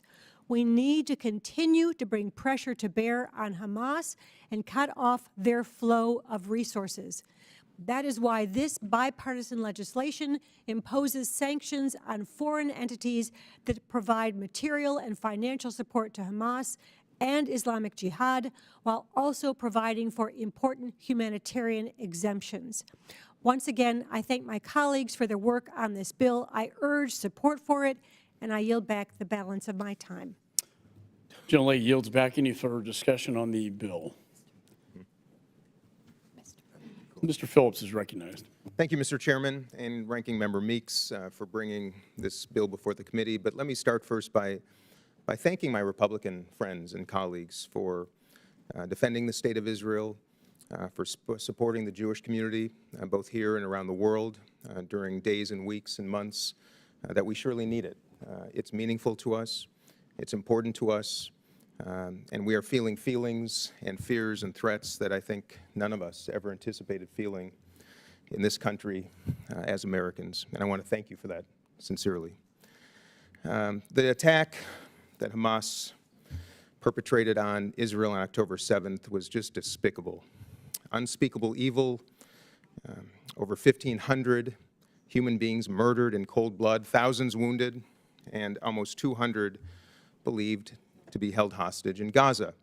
One of them is this little 3-year-old girl, Abigail, whose father was shot with her in his arms, and she kidnapped and taken to Gaza. And I just want all of us to think about her, her parents, and other little children, both in Israel and in Gaza right now. And that's why we serve on this committee, to try to prevent these nauseating experiences of loss of life. As members of Congress, it is our responsibility to do everything in our power to ensure that these terrorists are held to account and not able to use United States financial institutions to facilitate their despicable work. And that's why I was pleased to see the Biden administration sanction 10 Hamas members to disrupt its financial network. And that is why I stand ready to support this measure, which imposes further sanctions targeting Hamas and Palestinian Islamic Jihad. However, I am disappointed about the implications that such a broad imposition of sanctions will have on Palestinian civilians, and I do want to separate the two. It is my belief, having spoken to many, that Hamas does not represent the majority of Palestinian civilians. In fact, I believe Hamas to be both the enemy of Israel, of Palestinians, and the free world. And the chilling effect that those proposed sanctions will have on trusted NGO partners delivering critical humanitarian assistance to Palestinian civilians is also on my mind. So in this moment of tragedy, I just ask that we remember that the majority of Palestinians are not Hamas, and that Hamas does not represent the Palestinian people.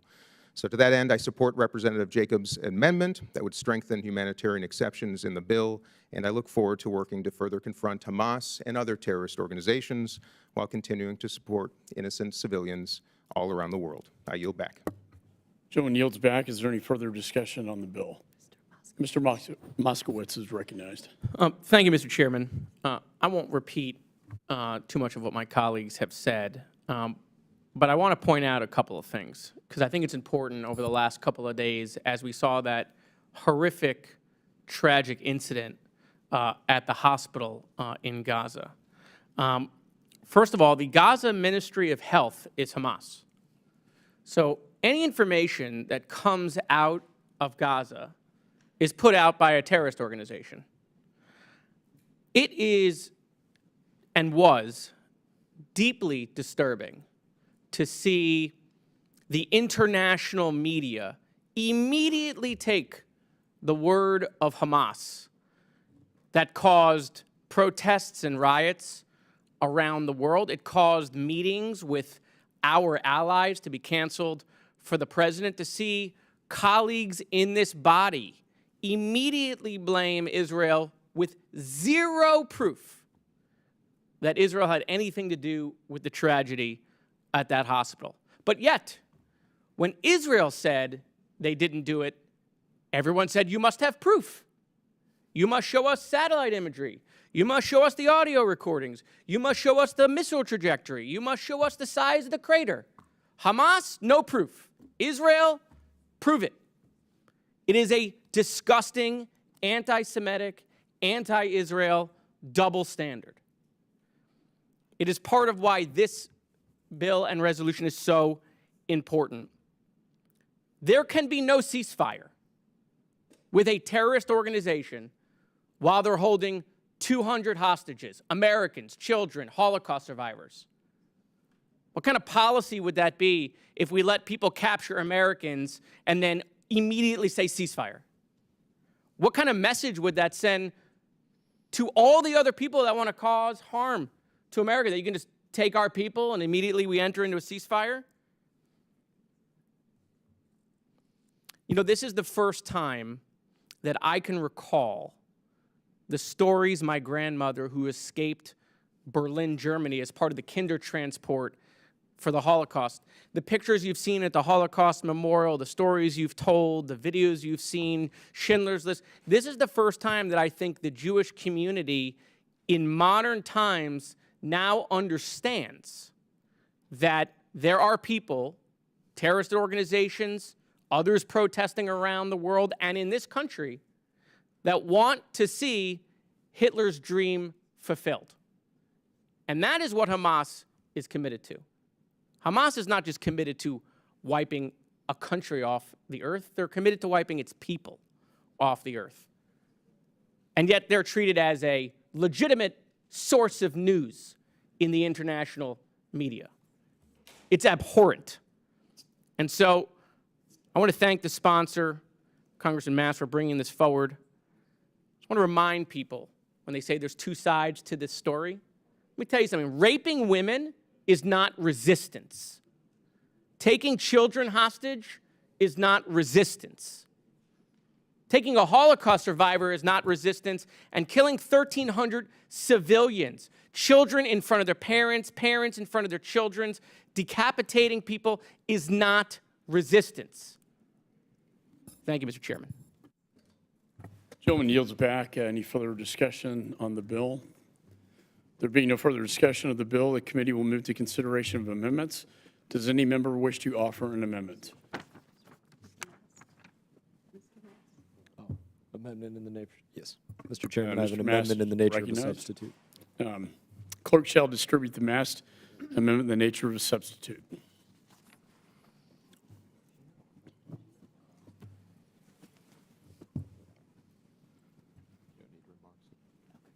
Okay.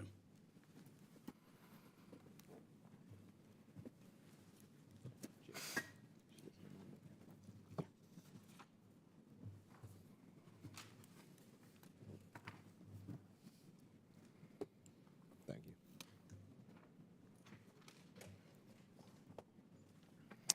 The clerk shall report the amendment. Amendment in the nature of a substitute to H.R. 340, offered by Mr. Mast of Florida. Strike all after the enacting clause and insert the following. Section 1, short title. This act may be cited as the Hamas and other Palestinian terrorist group International Financing Prevention Act. Without objection, further reading of the amendments dispensed with. The gentleman is recognized for 5 minutes on his amendment. Thank you, Mr. The Chairman. gentleman yields back. Any further discussion on the amendment? Mr. Meeks is recognized. There are both positive and negative aspects of this ANS vis-a-vis the introduced version of this legislation. Importantly, the ANS removes the counterproductive exception for importation of goods, which undermines sanctions programs. More concerningly, it changes the humanitarian exception to a humanitarian waiver, which will cause more de-risking from potential donors. Given that the bill's sanctions currently do not sunset, this change in language is concerning. And I would ask for continued dialogue on remending this issue. Nonetheless, given the importance of Congress demonstrating unity against Hamas, which is in the forefront of all of our minds at this moment, I will not oppose the ANS. Gentleman yields back. Any further discussion on the amendment, the Mast amendment?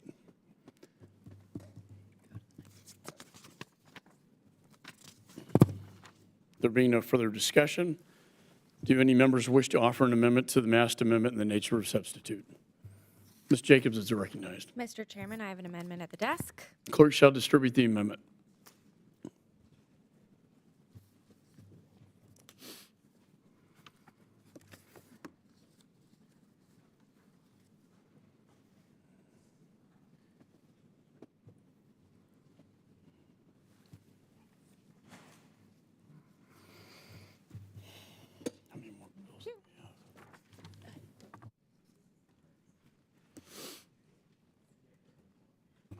Clerk shall report the amendment.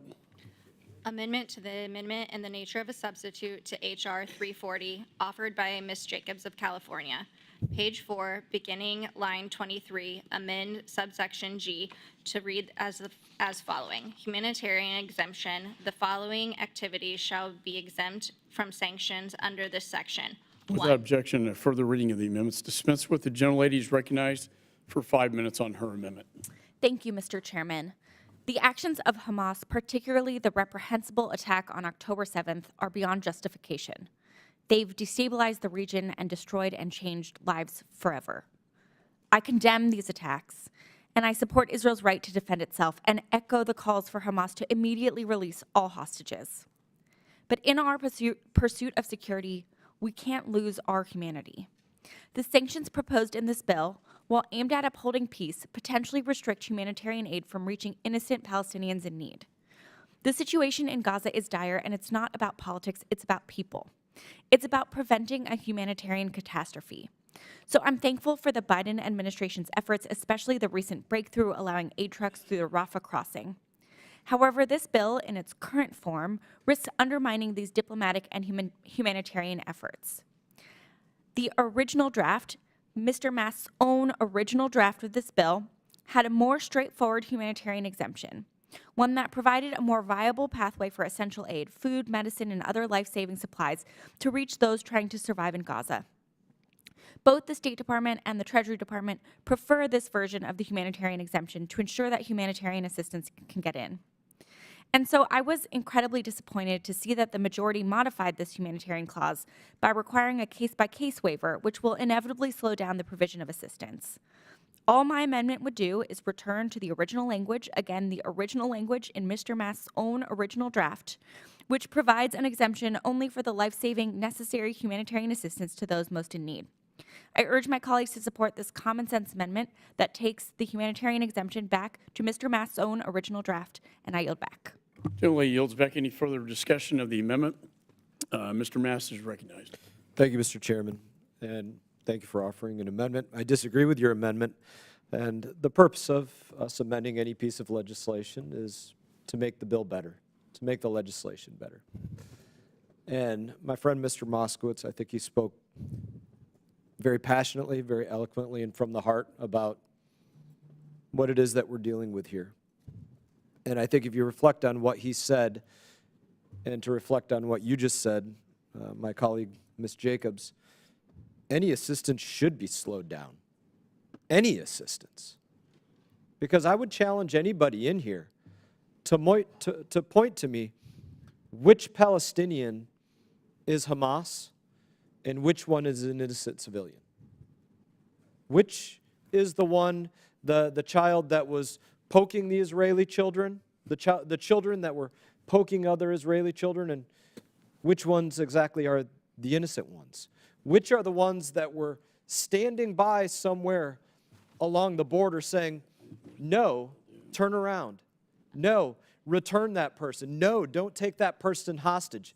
No, don't conduct that rape, that murder, that beheading, that whatever. It should absolutely be every effort made to slow down any perceived assistance that's going there, and to perhaps bring in equivalencies in some part. Have the conversation of, would this be something we would talk about immediately following Pearl Harbor or immediately following 9/11? I'll be happy to yield to you in a moment if you like. I see you reaching for your button. And I would argue that shouldn't be something that we should argue, that after Pearl Harbor, after 9/11, we should seek ceasefire, seek not having the greatest violence of action over anybody that comes against us, seek finding ways to support them and assist them in the most expedient way. That would be the opposite of what I would propose supporting. It looks like you want to have a dialogue on this. I'm happy to do so. Well, thank you, Mr. Maston. And I think we both agree that Israel has a right to defend itself, should be doing everything it can to get the hostages back. I think what we disagree on is this question of humanitarian assistance and the humanitarian circumstances in Gaza. I feel very strongly that the 5-year-old who currently is having a hard time being able to get access to any water, to any food, has nothing to do with Hamas. That you can't blame the children who are living in Gaza for the actions of adults that don't represent them. And I think it is not only about the Palestinian children, it's about our own humanity. That is the reason why we should make sure humanitarian assistance should get in. And to your comparison to after Pearl Harbor, the U.S. government put American citizens of Japanese descent into camps because we let our fear and our anger get in the way of our humanity. And I wish that there had been members of Congress who were there saying that we need to pause, we need to make sure we are doing the humanitarian thing in addition to doing the security thing, and that actually doing the humanitarian thing in the long term is better for our and for Israel's safety and security. Thank you. Always happy to hear you out. Again, I think there are other things we can speak about peripheral to this that haven't really been brought up in this. Another reason for the purpose of slowing any aid is that to get anything into the Gaza Strip, that is the mechanism by which smuggling takes place. To smuggle the things that are used to kill Jews, to kill Israelis, to make capable what they have proven their resolve, which is they will live alongside Jews only so long as they need to, up until the point that they can conduct enough planning, reconnaissance, intelligence, and strategizing to execute a mass murder. And that being the resolve of the entity that may receive some sort of humanitarian assistance somewhere from some entity, yes, I believe it should absolutely have the greatest deliberation, no matter how much it slows it down. And Mr. Chairman, I yield back to you. Gentleman yields back. Any further discussion on the amendment? Mr. Meeks is recognized. I support Representative Jacobs' amendment. One of the most difficult, and I really appreciate her response to Mr. Mass. One of the most difficult and daunting events that happened and the United States was 9/11. I voted because I wanted to go and get everyone that was involved. ISIS came later, Al-Qaeda. But I didn't want to, and if we bombed anywhere, and we did make mistakes then, that we should make sure that we were able to make sure that our humanitarian side prevailed, and we give assistance to those in need, and not just say we don't care about innocent individuals, because then we lose our humanitarian argument completely. This Hamas terrorist group, there's nothing that's humane about them. But Hamas is not all the Palestinian people. It's not the Palestinians. We've got to make sure that that distinction is clearly made. Hamas is not the Palestinian people.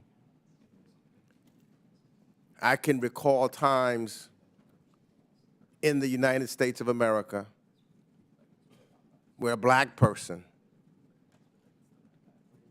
would be accused of something, and as a result, the whole town was wiped out and no aid coming in. Those that commit the crime, we've got to go after them. This amendment restores what I know was the humanitarian exemption that was introduced in the version of the bill, which I would have liked to have seen retained. I believe it offers a clear and transparent and vetted pathway to provide crucial life-saving materials to those suffering in Gaza. And I think when we show that, that helps us and helps them on the ground to point out those who are members of Hamas. Such exemptions have proven effective throughout American sanctions policy. Humanitarian relief in Gaza is morally the right thing to do, but also in America's foreign policy interests. A waiver, as opposed to an exception, will create more bureaucratic and more de-risking by leading humanitarian organizations. The original language in Mr. Mass's bill, Mr. Mass had in his bill, and it was there for years until it was changed earlier this week, I believe was more thoughtfully crafted than the language in the current ANS. And as such, I firmly support the Jacobs Amendment. And I think that we could have a clear message from everyone, because I think that, I know Mr. Mass has the best of intent. And he wants to go and make sure that those that committed these horrendous acts don't get anything to help them further kill anyone. I know his intent on this. It's a good cause. But I just ask that we've got to make sure that we try to make sure that innocent folks get access to humanitarian need, and not say that because of Hamas, you've got to starve too, and we're not going to try to do something that's humane. But again, this is so serious, and I just would hate that we even have to have this argument, because I know the basis of what we're talking about, we all agree upon. And with that, I yield back. Gentleman yields back. Do any other members seek recognition? Mr. Castro is recognized. Thank you, Chairman. I strongly support Representative Jacobs' amendment. As all of us watched and heard about the events of October 7th, I think it filled all of us with rage. And we as Americans were enraged after September 11th. So I think there is an understanding of that. But as President Biden alluded to a few days ago, I believe while he was in Israel, that rage, that anger also led us to make mistakes. And I think it's dangerous when we legislate in rage. One of the basic things that we should be able to agree on, I think, is that humanitarian aid should be provided to the people of Gaza, or at least allowed in. Many, if not most, of the people living in Gaza, and there's millions of people living in Gaza, never voted for Hamas. There haven't been elections since 2006. And we kept hearing and we believe that Hamas is not the Palestinian people, but there are many Palestinians who are paying the price for what Hamas did, including many Palestinian children who are dying now because of what Hamas did. And so I believe in all of it, that as a baseline, we should be able to say that humanitarian aid should be able to get in there efficiently and effectively. So for that reason, I support Ms. Jacobs' amendment. I'm going to yield back to the chairman. I yield back. Gentleman yields back. Is there any further discussion on the amendment? There being no further discussion, the question now occurs on the amendment offered by Ms. Jacobs, number 128, to the amendment in the nature of a substitute. All those in favor signify by saying aye. Aye. All those opposed signify by saying no. No. In the opinion of the chair, the noes have it. The amendment's not agreed to. Ms. Jacobs.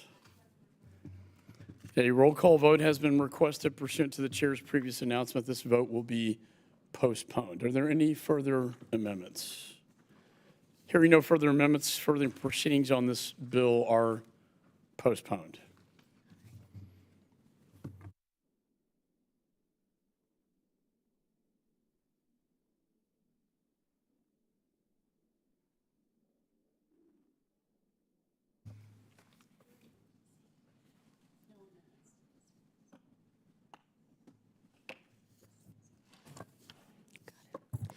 Pursuant to notice, I now call up H.R. 3266, the Peace and Tolerance in Palestinian Education Act. The bill was circulated in advance. The clerk shall designate the bill. H.R. 3266, to require the Secretary of State to submit annual reports reviewing the curriculum used by the Palestinian Authority and for other purposes. Without objection, the first reading is dispensed with, and the bill is considered read, and open the amendment. Open to amendment at any point. Is there any discussion on the bill? Yes. I recognize Representative Sherman. I'm pleased to introduce this bill as I have in the prior two Congresses. I want to thank Chairman McCaul for bringing this bill to this markup. It is the Peace and Tolerance in Palestinian Education Act. This bill has passed this committee without dissent in two prior Congresses. Those were voice votes. This time I'll ask for a recorded vote because I'm told that the majority is more likely to bring up a bill on the House floor as a suspension if it has been the subject of a roll call vote. I won't call a roll call vote to try to put anybody on the spot or waste any time, but I will call for a roll call vote this time. I want to thank so many of my colleagues on this committee who have supported and co-sponsored this legislation over the years. I want to thank Representative Mast as the lead Republican, and thank co-sponsors Moskowitz, Salazar, Schneider, Manning, Chris Smith, Costa, Lawler, Radwagen, Chair Phyllis McCormick, regular McCormick, Keene, and Liu. Roughly equal numbers of Democrats and Republicans have co-sponsored this bill. What we saw on October 7th shattered all of our hearts. What we understand is that this is the outcome of how generations of children in Gaza and the West Bank are taught to embrace death and terrorism. The schools receive very substantial U.S. aid. They are run chiefly by UNRWA, the UN agency, and this agency receives U.S. aid without sufficient accountability. For years, the United States has been the top donor to the Palestinian people. Keep that in mind. The government whose president was there in Israel yesterday saying that we stand by Israel is also the top donor to the Palestinian people, exceeding the amount of any of the oil-rich states with whom the Palestinians share a heritage and language. And of course, our aid goes to the Palestinian Authority and the UN agency, UNRWA.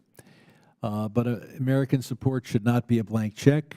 American dollars must be spent in accordance with American values. Just one example. On March 11th, 1978, Dalal Mughrabi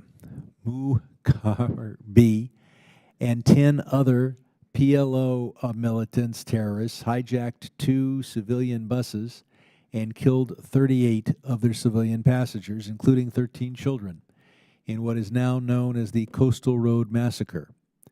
Today, and last year, and the year before that, and the year before that, Palestinian children educated in schools run by the UN and the Palestinian Authority used textbooks describing Mughrabi as a crown of the nation, with a full chapter discussing the massacre in detail and exalting her for heroism. It's not surprising that when we look at Gaza today, we see death because of the education that has gone on.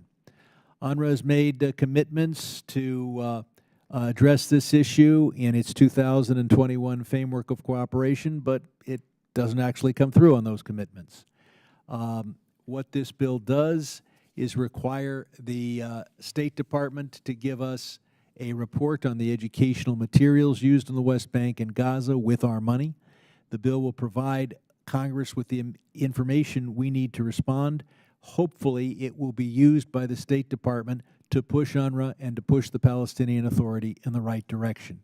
It is time to stop educating Palestinian children for death and terrorism. It is not a great accomplishment and should not be taught as a great accomplishment to Palestinian children to die or to kill civilians. That's why this bill takes the first step. It's a modest bill, and that it is just a first step toward a hopefully a future generation of Palestinians who are educated for peace rather than for terrorism. With that, I yield back. The gentleman yields back. Is there any further discussion? Mr. Mast is recognized. Thank you, Madam Chairwoman. And I want to thank my friend, Mr. Sherman, for his work on this bill and for allowing me to work on it with him. I think there needs to be a realization among many of our colleagues, a coming to Jesus moment, as you might say, that Hamas is literally Palestinians. I keep hearing it said that Hamas is not Palestinians. It doesn't represent all of Palestine, and I wouldn't use it as an absolute. But young people from the time of grade school in the Gaza Strip are given the pedigree to become Hamas, trained to become Hamas from their algebra and arithmetic to their reading, writing, and geography. We have a picture up here. This is obviously a historic photo dating back to World War II, eerily similar to what just happened in the last couple days. Young child saying, calling for the mother, prodded by Palestinian youth. Those Palestinian youth with the pedigree being trained up to become the next Hamas. So don't confuse it that it's somebody else. Year after year after year in this committee, every time, whether it's in this room or another committee room, that we have somebody in here to talk about the relationship between Israelis and Palestinians, or the Taylor Force Act, or another barrage of rockets going on that happens year after year. Whenever we have people in here, I ask them the same question, and I get the same answer over and over, whether it's a Republican witness or a Democrat witness, whether it's somebody that claims to be self-proclaimed polling experts of any Palestinian-controlled area. You name it, the answer is the same, that Hamas would win a popular election, and that's why they don't have the elections there. We know Hamas has won popular elections there, not since, I believe, 2006, as was mentioned before, because they don't have them anymore at this point. But it is well documented on both sides that Hamas is the Palestinians. Everybody should let that sink in and recognize that. They weren't out there reporting their cousins, their nephews, their uncles, their whomever, saying, this is what they're about to do. Stand ready and do what you can to prevent this. Those weren't the videos that you saw. They weren't out there creating mobs standing against the people being pulled into the Gaza Strip who would become hostages, hundreds of hostages, in tunnels. We don't know if being tortured, killed, used as human shields. We don't know, but we didn't see them being stopped by the people keep saying the innocent Palestinians. That didn't take place. Let's give some examples of how their pedigree is shaped from the very beginning.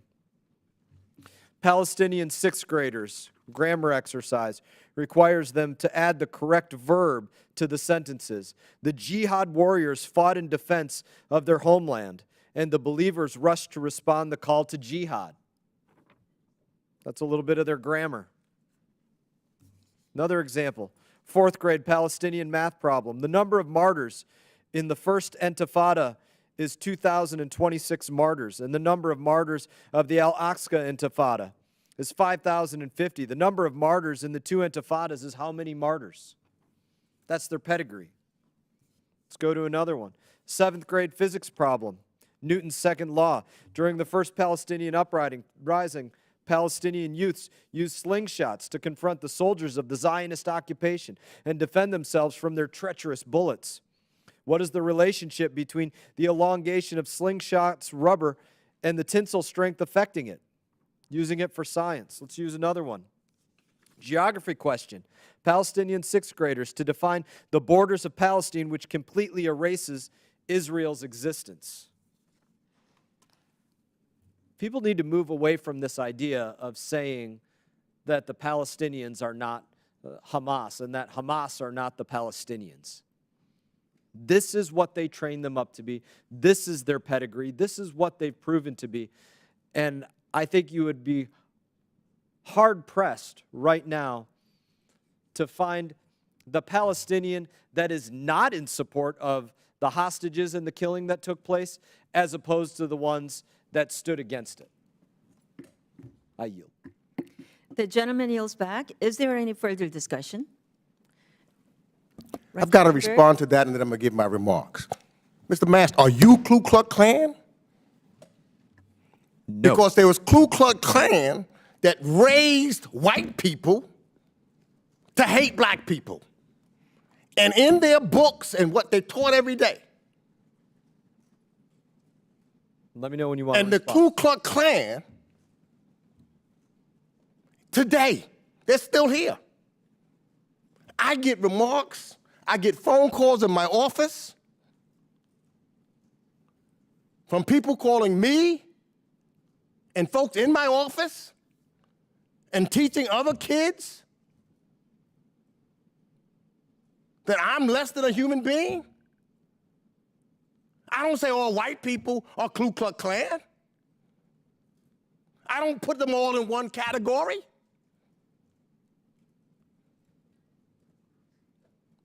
Everybody don't belong, all Palestinians don't belong to Hamas, just like all white people don't belong to the Ku Klux Klan. Do you want a response? No. You sure? Because you made. I'm sure. I heard you already. You didn't hear enough yet, then. I heard you. I don't want to hear any more of it. You should hear some more, because I don't want to hear any more of it. if you want to be willfully I don't wanna naive, hear- do It's so. my time, Mr. Mass. Be willfully naive. It's my time. Willfully naive. I'm tired of hearing that. You're ignoring the truth. We came here today to talk about a terrorist group that's killed individuals in Israel, not a people. We should have a real dialogue. And it wasn't all people. My time. I don't want to hear from you. You're going to. My time. I don't want to hear from you. You still will. Yeah? Yes, absolutely.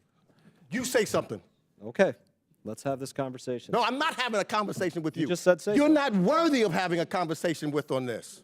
I would argue differently. Madam Chair, we need to order. It's the gentleman's time. Right now, the time is Mr. Mix. Continue. The United States and many of our allies have long been concerned about Palestinian textbooks that contain blatant anti-Semitic and anti-Zionist references that incite hatred and violence towards Jewish people. In May, the European Parliament went so far as to pass a resolution condemning the Palestinian Authority over the hateful content of its textbooks and conditioning future funding for education on the removal of anti-Semitic material.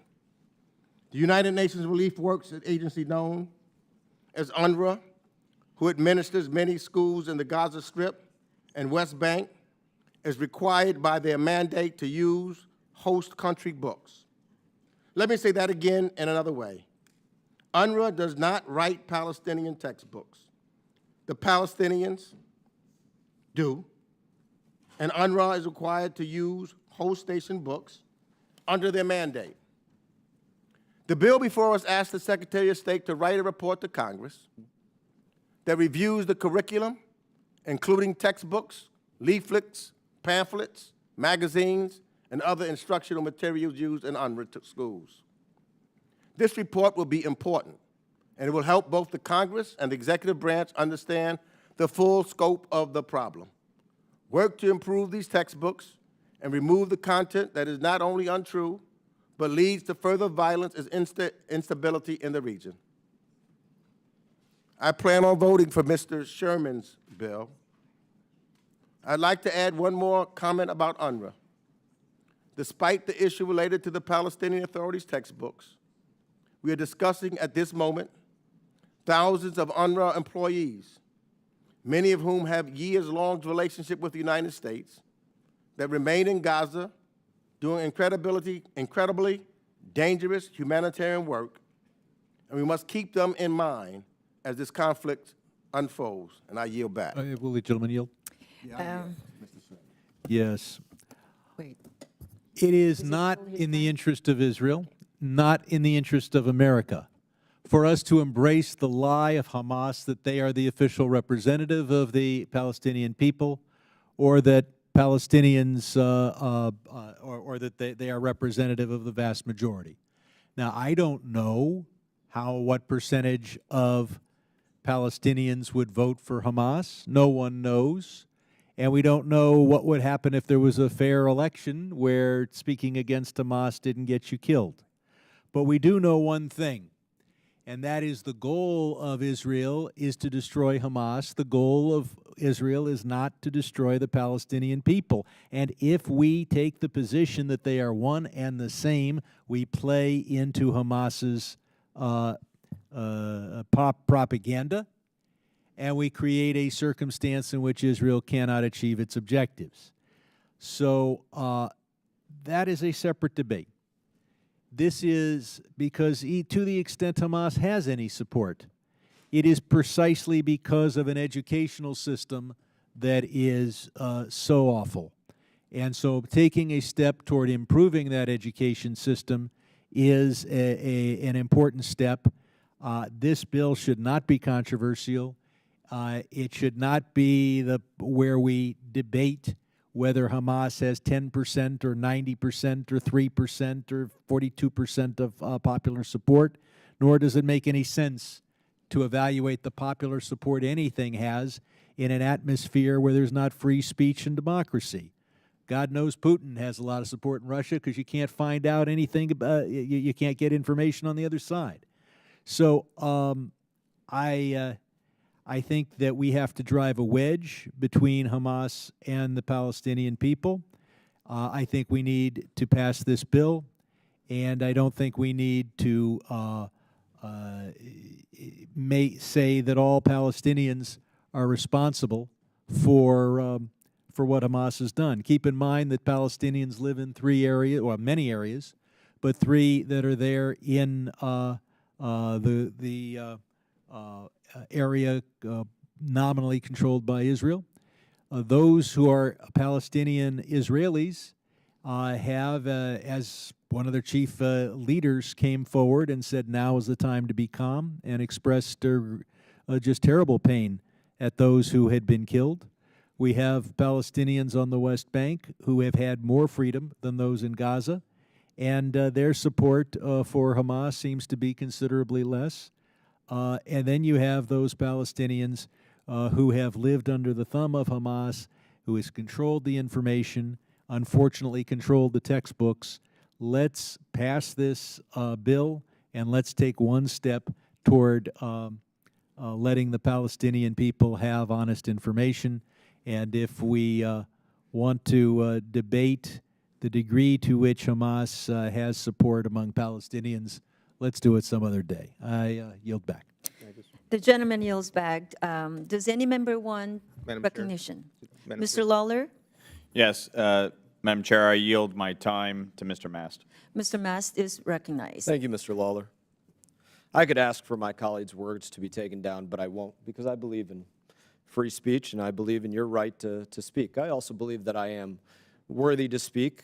I believe that I'm worthy to speak simply because I'm an American, and I offered to present thoughtful information that has been brought forward literally in this committee. As I mentioned, and I'll say it again, it's been brought forward by Republicans and Democrats, Republican witnesses and Democrat witnesses, not just in 2023, but 22 and 21 and 2018, 19, you name the year. It's continually brought forward that they would win popular election, that they are the popular group. We don't separate Gaza and the West Bank in terms of government. That's a different conversation that should perhaps be had. But it's continually said by entity after entity after entity. And the equivalency that's being made here would be like trying to separate the bulk of the German population from those that were Nazis in World War II. The argument that, you want to ask me if I was a member of if I'm a member of the Ku Klux Klan because I'm white? Well, I'm half white, I'm half Mexican. I know there's a lot of identity politics that gets played here. But no, of course I'm not. I'm not a part of that hate organization, which I would absolutely despise. But let's recall that they're not our government. They're not. And there's instance after instance after instance of the vast majority of our population that stood up against such hatred, thank God. And look, if you want to have another argument about the history of the Democratic Party, we could do that in length. But I suspect you don't, because you would lose the factual argument on that one as well, because I will bring facts. I will bring facts. Let's bring facts. Yeah, let's talk about look, Mr. I don't want to Time. bastardize Mr. Sherman's bill because it's good policy, but we could talk about the stance of your party, the fugitive slave laws, the history of amendments for people to vote over and over. I mean, we could have another debate on that another day. I'm not going to bastardize Mr. Sherman's amendment for the purpose of your party. Okay. But the fact is, I brought facts about exactly what the Palestinian people have been doing. The fact that they weren't standing up against taking these hostages, are not turning over these hostages as we speak. That's just simply not what's happening. Mr. Lawler, I thank you for the time. Madam Chair. Madam Chair, I yield back. Thank you. The gentleman yields back. Is there any further discussion? I'll make this quick, Madam Chair, but I Phillips just... is recognized. Thank you, Madam Chair. I'm a fierce defender of Israel. I have great affection for its people. I despise Hamas, I think like every one of us in this room. But above all, I have affection for humanity, and I think like every one of you in this room, no matter your politics, do. And Mr. Mast, you know my affection and appreciation of you and your service and sacrifices to this country. I just want to make it clear, as a defender of Israel, that I've spoken with a lot of Palestinians because I want to learn about the very question we're talking about right now. You know, does Hamas represent you? Truth is, the last election was in the early 2000s. An overwhelming majority of Gazans have never had the chance to actually vote for those who represent them. And I just need to say this publicly. I think it is analogous to saying that all Americans are Democrats or all Americans are Republicans. That's not the case. And I just think as we have these discussions that we will be collectively more effective if we recognize that we might be able to play a role in legitimate Palestinian self-determination with a legitimately democratically elected government, with legitimate rights and freedoms and protections and safety and security and prosperity. And I would just ask that we perhaps consider that, because it is my belief, as a man of the Jewish faith, as a supporter of Israel, that we all have a responsibility to care about the Palestinian suffering. The same kids, just like little Abigail here, who's being held hostage in Gaza, there are many like her who have nothing to do with this, who are losing their lives, and I just think we need that equal dose of compassion. I just want to say thank you. This is the kind of discussion that I hope we can turn chicken crap into chicken salad. Thank you. Thank you. The gentleman yields back. Mr. Moskowitz, you're now recognized. Thank you, Madam Chair. I just want to make one point, and you all have heard how I feel on this subject, but I don't believe that everyone in Gaza is Hamas, and I don't believe that every Palestinian is Hamas. But I will make one analogous point. If you go to any Holocaust museum, you will learn about all of the Germans that hid Jews in their attic, saved Jews. There are gardens built to these people who stood up during that time. I look forward to hearing the stories out of Gaza for the people who did that for the Jewish people who were held hostage. With that, I will yield the balance of my time to Ranking Member Meeks. Great. Yeah. I just want to say this. Mr. Mix, you're recognized. Okay. You know, being raised, and I thank Mr. Phillips for his comments, Mr. Sherman, but it becomes really personal to me. I can recall in my community, because it's personal, when African Americans were being brutalized in the South, in the North, didn't have the right to vote, was whipped, was hung. You say the Ku Klux Klan wasn't the government. Many of them were elected. They were senators. They were members of the House. They were judges. So they were part of the government. And I would urge in my community people who would grow up and say, I hate white people, because their vision was they were all the same. And I fought to say you can't hate all white people. You can't say they're all the same. Many of them did not come to my aid, or to my parents' aid, or to my grandparents' aid. I've lived it. It would have been easy to say all white people were bad. And many of my folks wanted to do that. Dr. King died. He walked arm in arm with Jewish people to make so that we would all have a better life. There was people that was against Dr. King because he said, I don't hate. I don't put them all in the same category. You can't put human beings all in the same category. And that's what really got me upset here, because what I saw was you're putting human beings all in the same category and saying that there is no difference between the two. I fought against that all of my life. And I'm going to fight for that because we're all human beings. And we're not all the same. There's good and there's bad. Hamas is bad.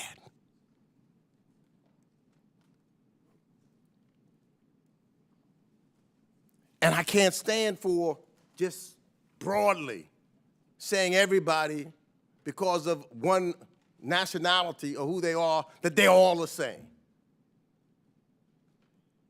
That never brings us to any peace. I'm looking for the day when we can say, and what I love about America and moving forward is that it is allowing people through all the problems we're moving toward, and I was seeking to be a more perfect nation so that everybody can live collectively and not classified as this or that, but as humans. And what I feel about Hamas is the way I felt about the Ku Klux Klan. The Ku Klux Klan didn't look at African Americans as humans. Hamas doesn't look at Jews as humans. And that has got to stop. And we can only do it collectively when we recognize that there are good and bad. Let's go after the bad. But let's try to help the good. Because in the end, if we do that, this place will be a better place. And so I cannot tolerate, and that just upsets me, when we try to put everybody in one circle. It should not happen that way. I yield back. The gentleman yields back. Thank you for that discussion. I would ask Madam Chair? The opportunity to speak for 2 minutes, or I know Mr. Keating hasn't spoken. Mr. Keating, would you like to speak? Yeah, Madam Chairman, Okay, you are please. now recognized. Perhaps this is a good time. I sat here and thought back at the early lessons of my life, and I had a grandmother and grandfather who came from Ireland. They worked hard. They brought up 8 children. One of them saved a gentleman's life when he was carrying lead and lost his life. He was machine gunned to death doing that. They've given a lot to this country. And when they were wanted and saved and scrimped, my grandmother was a house servant. My grandfather worked in local farms. And they saved and they scrimped and they wanted to buy a house.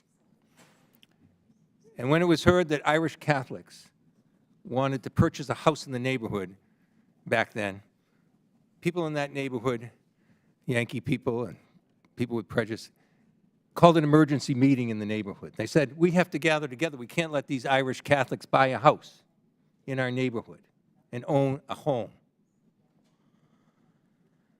My grandmother told me this story about the meeting. They weren't successful. But a few years later, right down the street, a 2-minute walk, they wanted to purchase some land to build a temple in that neighborhood, a synagogue in that neighborhood. And the same woman went around to the neighborhood with the alarm and said, we have to have a neighborhood meeting so that Jewish people can't have this synagogue in our neighborhood. It'll destroy our neighborhood. And at that time, my grandmother even took the town meeting floor to speak in favor of having a temple in that neighborhood, particularly when the same woman called her up and said, we have an emergency meeting. We need you there. They want to build a Jewish temple in the neighborhood. And my grandmother with a brogue said, well, this wouldn't be the same type of meeting you had about me, would it? And she told me this lesson as a young child. And she told me because she wanted me to know that discrimination against one is discrimination against all. An important lesson that we should remember today. Because Palestinians are being lumped into a category where a terrorist group is there. And you know, when we do this and have this discussion, we're playing right into their hands. We're playing into the hands of Hamas, who have other kind of weapons, other than what we saw just a short time ago in Israel.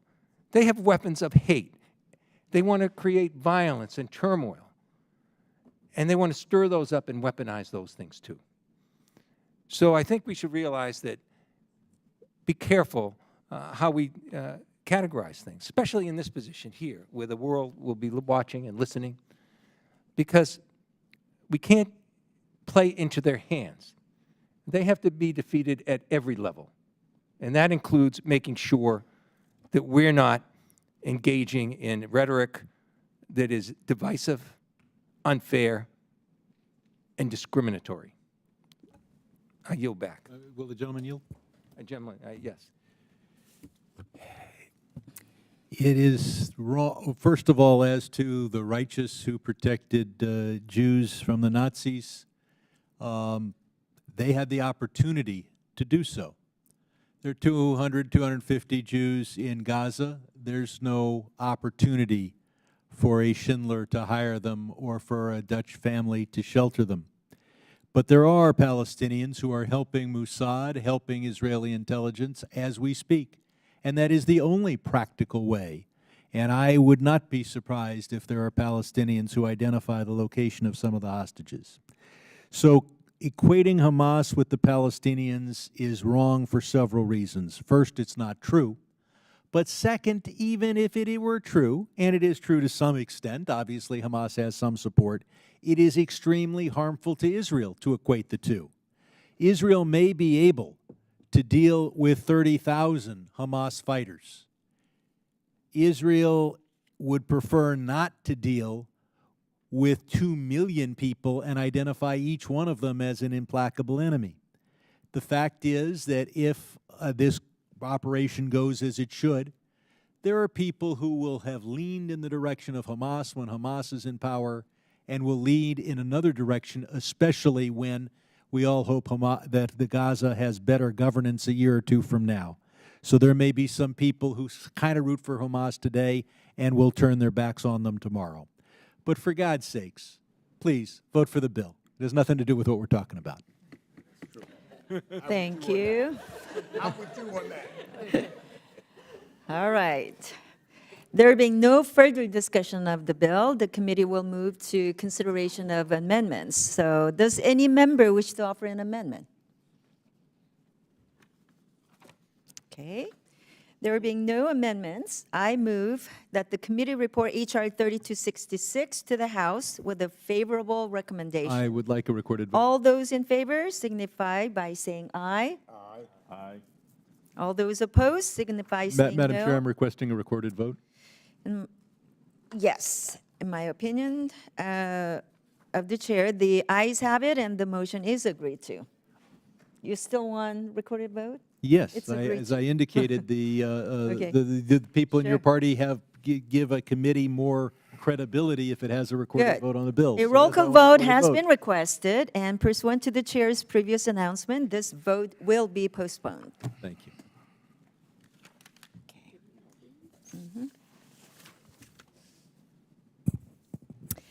Pursuant to notice, I now call up H.R. 3774, the SHIP Act. The bill was circulated in advance, and the clerk shall designate the bill. H.R. 3774, to impose additional sanctions with respect to the importation and facilitation of the importation of petroleum products from Iran and for other purposes.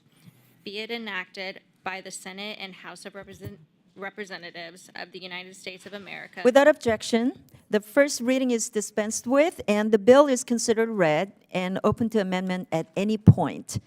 Without objection, the Lawler Amendment in the nature of a substitute number 91 circulated to members in advance shall be considered as read and will be treated as original text for purposes of amendment. Is there any discussion on the bill? Mr. Lawler, you are now recognized. Thank you, Madam Chair. In the wake of the reprehensible terrorist attacks against our closest ally, Israel, on October 7th, it's paramount that we work to break down the dark web of connections that enable such violence. We've stood by Israel in its darkest hours, and today we reiterate that support, ensuring the safety and security of the Israeli people from these threats.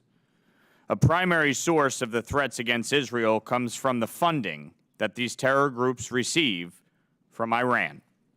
which is why it is so critical that we kneecap Iran's ability to provide this support.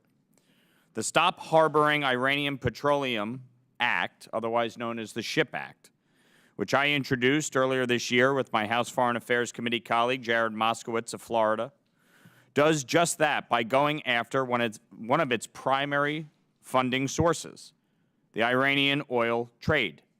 The U.S. has rightly sanctioned Iranian oil, a common-sense measure in the fight to prevent Iran from acquiring additional capital with which to fund terrorism. However, it's disheartening to see other nations do not share this commitment.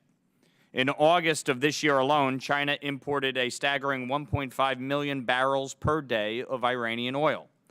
China is sending a clear message to the rest of the world by supporting the Iranian regime. In doing so, China and other importers of Iranian oil have become complicit in the nefarious acts carried out with that funding.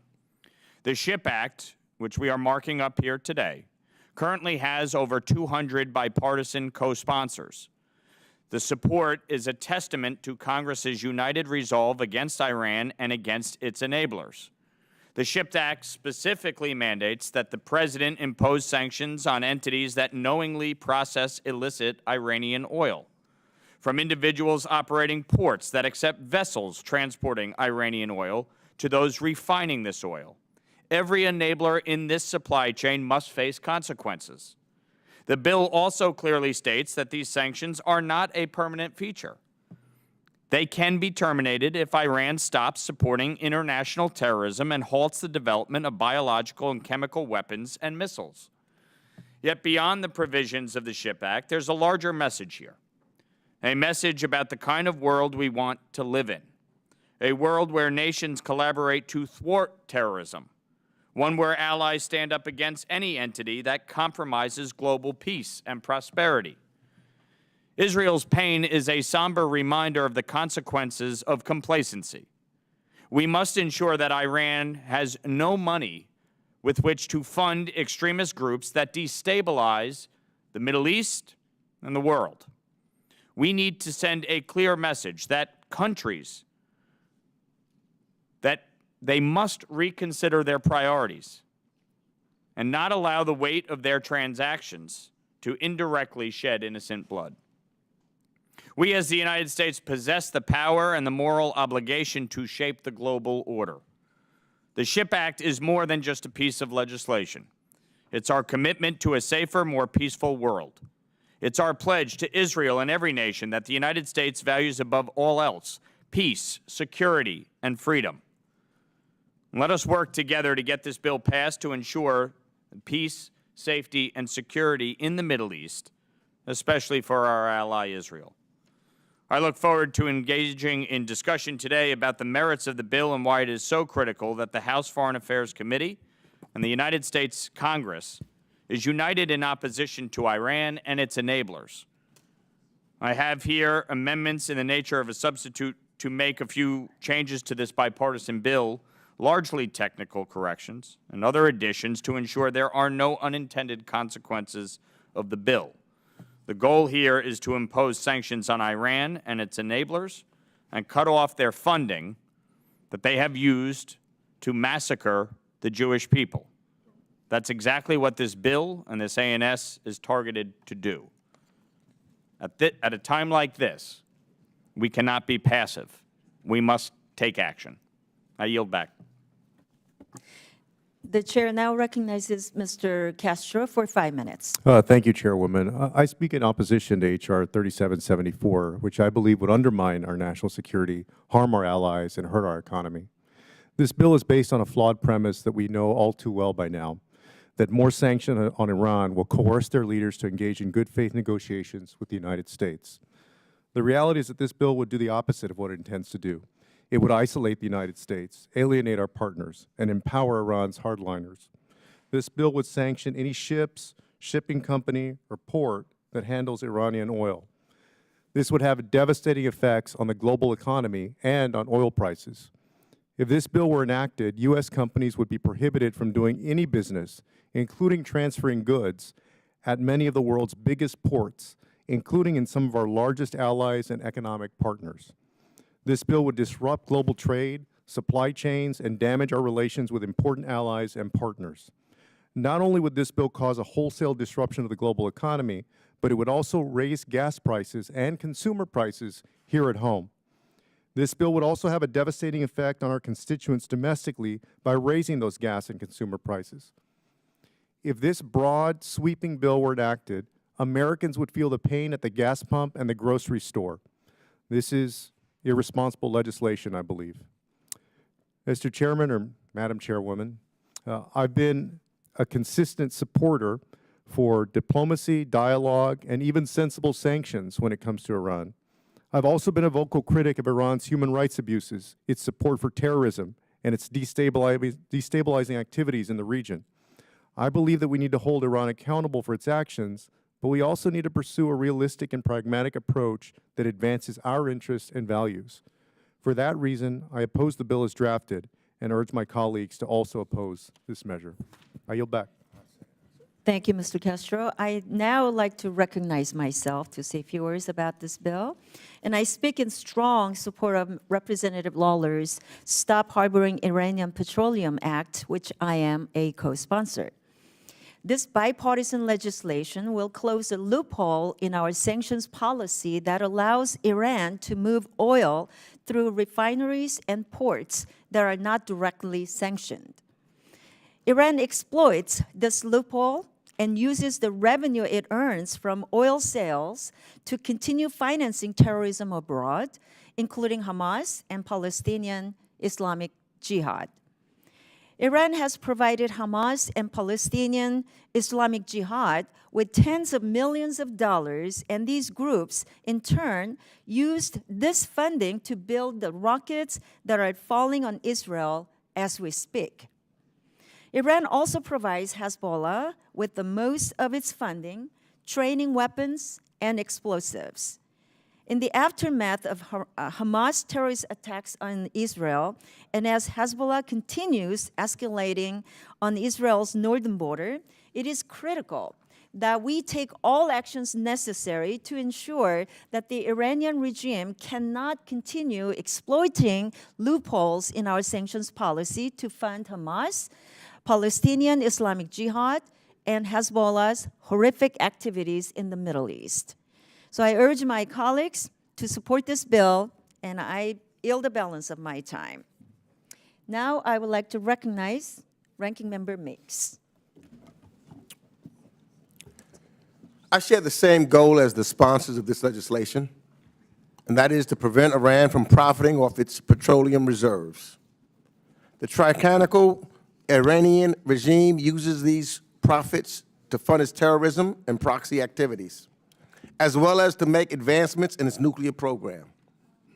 In fact, it was strict, targeted, multilateral sanctions applied on Iranian petroleum and banking that drove Iran to the table to negotiate the Joint Comprehensive Plan of Action, resulting in a verifiable agreement that cut off every pathway to an Iranian nuclear weapon. The bill before us today aims to apply unilateral mandatory sanctions on anyone who does any of the following with Iranian oil: operate a port that accepts or transfers the oil, operate a refinery that processes Iranian oil, runs a business that purchases, sells, or finances Iranian oil, ships Iranian oil, or knowingly works at any facility that handles Iranian oil. Without a doubt, the target of these sanctions is China, the largest purchaser of Iranian oil. If China stopped buying oil from Iran, Iran would be starved of the funds it uses to destabilize its region and the world. But this is not something we can achieve overnight without causing ripples in the global economy. In today's interconnected world, where China is a major player and trading partner of the United States, we cannot be expected to be shielded from economic impacts at home. We must acknowledge that the scope of these proposed sanctions is massive. Without a doubt, if fully implemented, there would be sufficient chaos in the global energy markets, commercial shipping, and port operations when we go after China's oil purchases in this matter. Gas prices in our own country would certainly rise, and the middle-class families would be immediately impacted. Shipping from Asia to the United States could be stalled, denying American goods they require. Again, the scope of this bill is massive. Throughout my career in Congress, I have viewed sanctions as a diplomatic tool and not necessarily as an end on their own. The Foreign Affairs Committee is the committee of diplomacy, and sanctions are one of the most important and impactful tools that we have in managing our relationships and security around the globe. Sanctions have to be limber. The executive branch that administers them needs to be able to adjust and scale them up and down as needed to make them successful. Unfortunately, the waiver within this bill provides the executive with very limited flexibility. It is one of the strictest standards that can be found in law. In other words, the waiver provision is nearly unusable, and I think this standard must be adjusted to make this bill workable. Another problem is that it is an extreme tool we don't even know will work. During the height of the Trump administration's maximum pressure campaign, sanctions were levied against a major Chinese shipping company, Costco, that at times had moved shipments of Iranian oil. The Trump administration had to pull these sanctions off the books after only a few months because they quickly learned the impact of global energy and logistics markets was far too damaging. And that was just one company. The scope of this legislation is much, much larger. Finally, the difference between this proposal and the petroleum sanctions of the pre-JCPOA era is that this effort is unilateral, whereas previous sanctions were done in a multilateral manner. We did the hard work of uniting the world behind the policy before implementation of the sanctions. Here, we'll be going at it alone. And we must keep in mind that taking this oil immediately off the market in this manner will be a direct benefit to Russia, who will profit from higher oil prices and increased demand.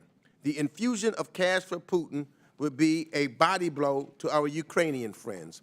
And I want to be able to support this bill, but it is not ready for prime time. But I must thank Chairman McCaul and his staff, who's worked hard, his staff for making some meaningful changes to the original bill leading up to this markup.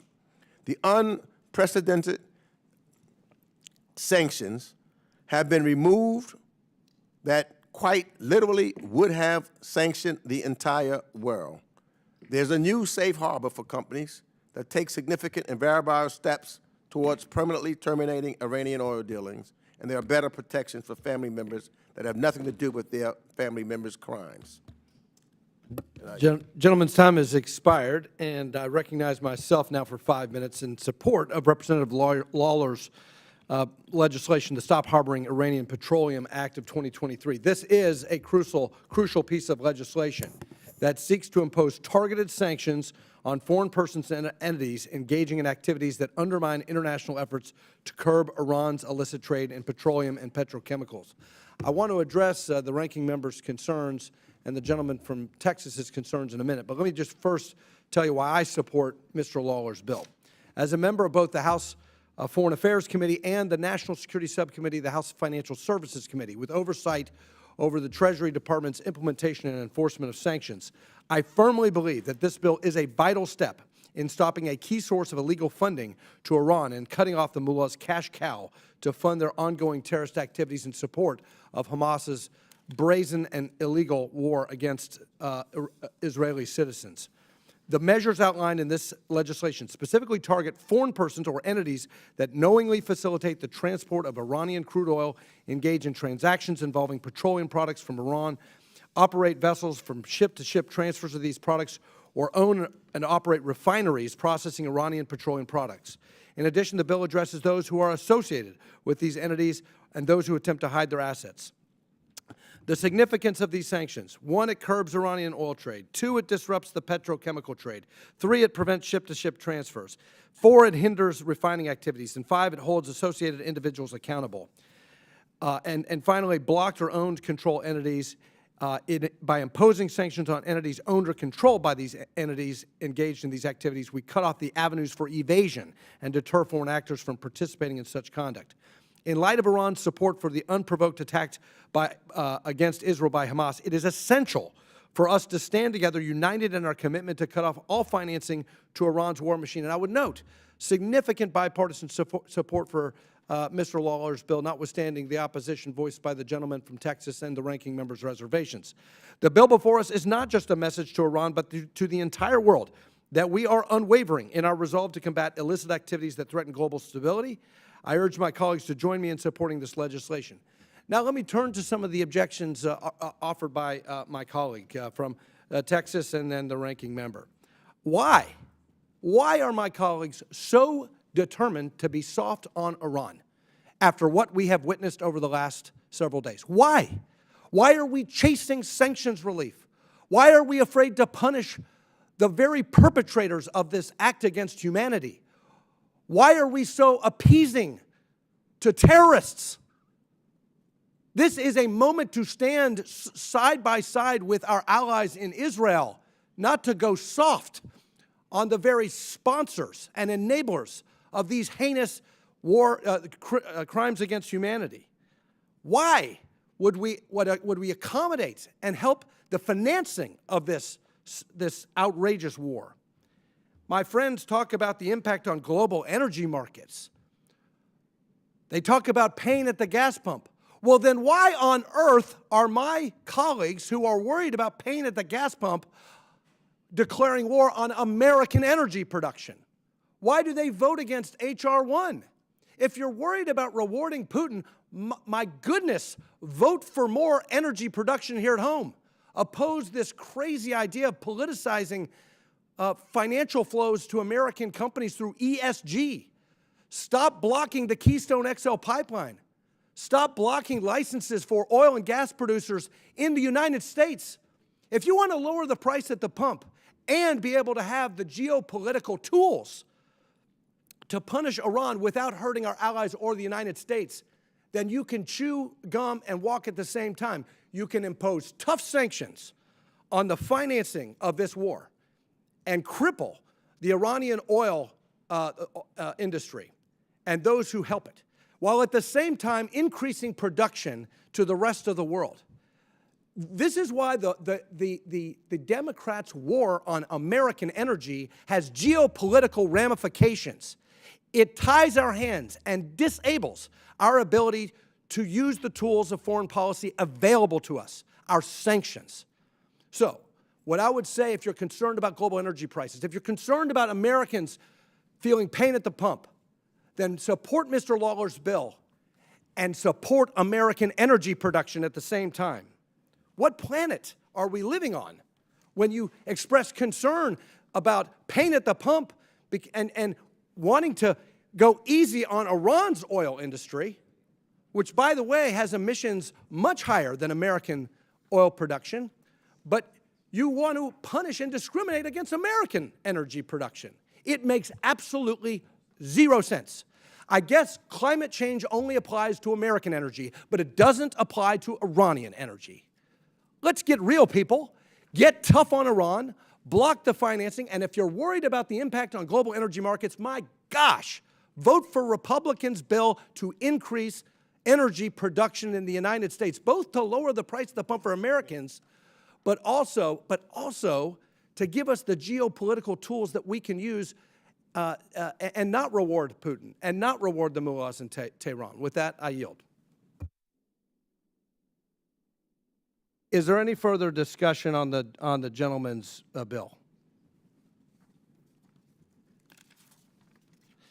There being no further discussion of the bill, the committee will move to consideration of amendments. Does any member wish to offer an amendment? Mr. Castro. Thank you. I have a Castro amendment number 1.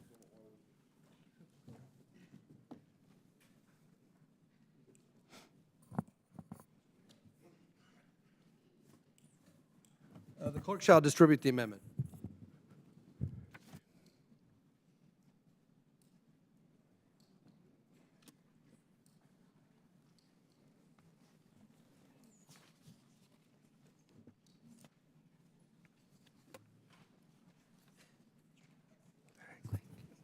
The clerk shall report the amendment.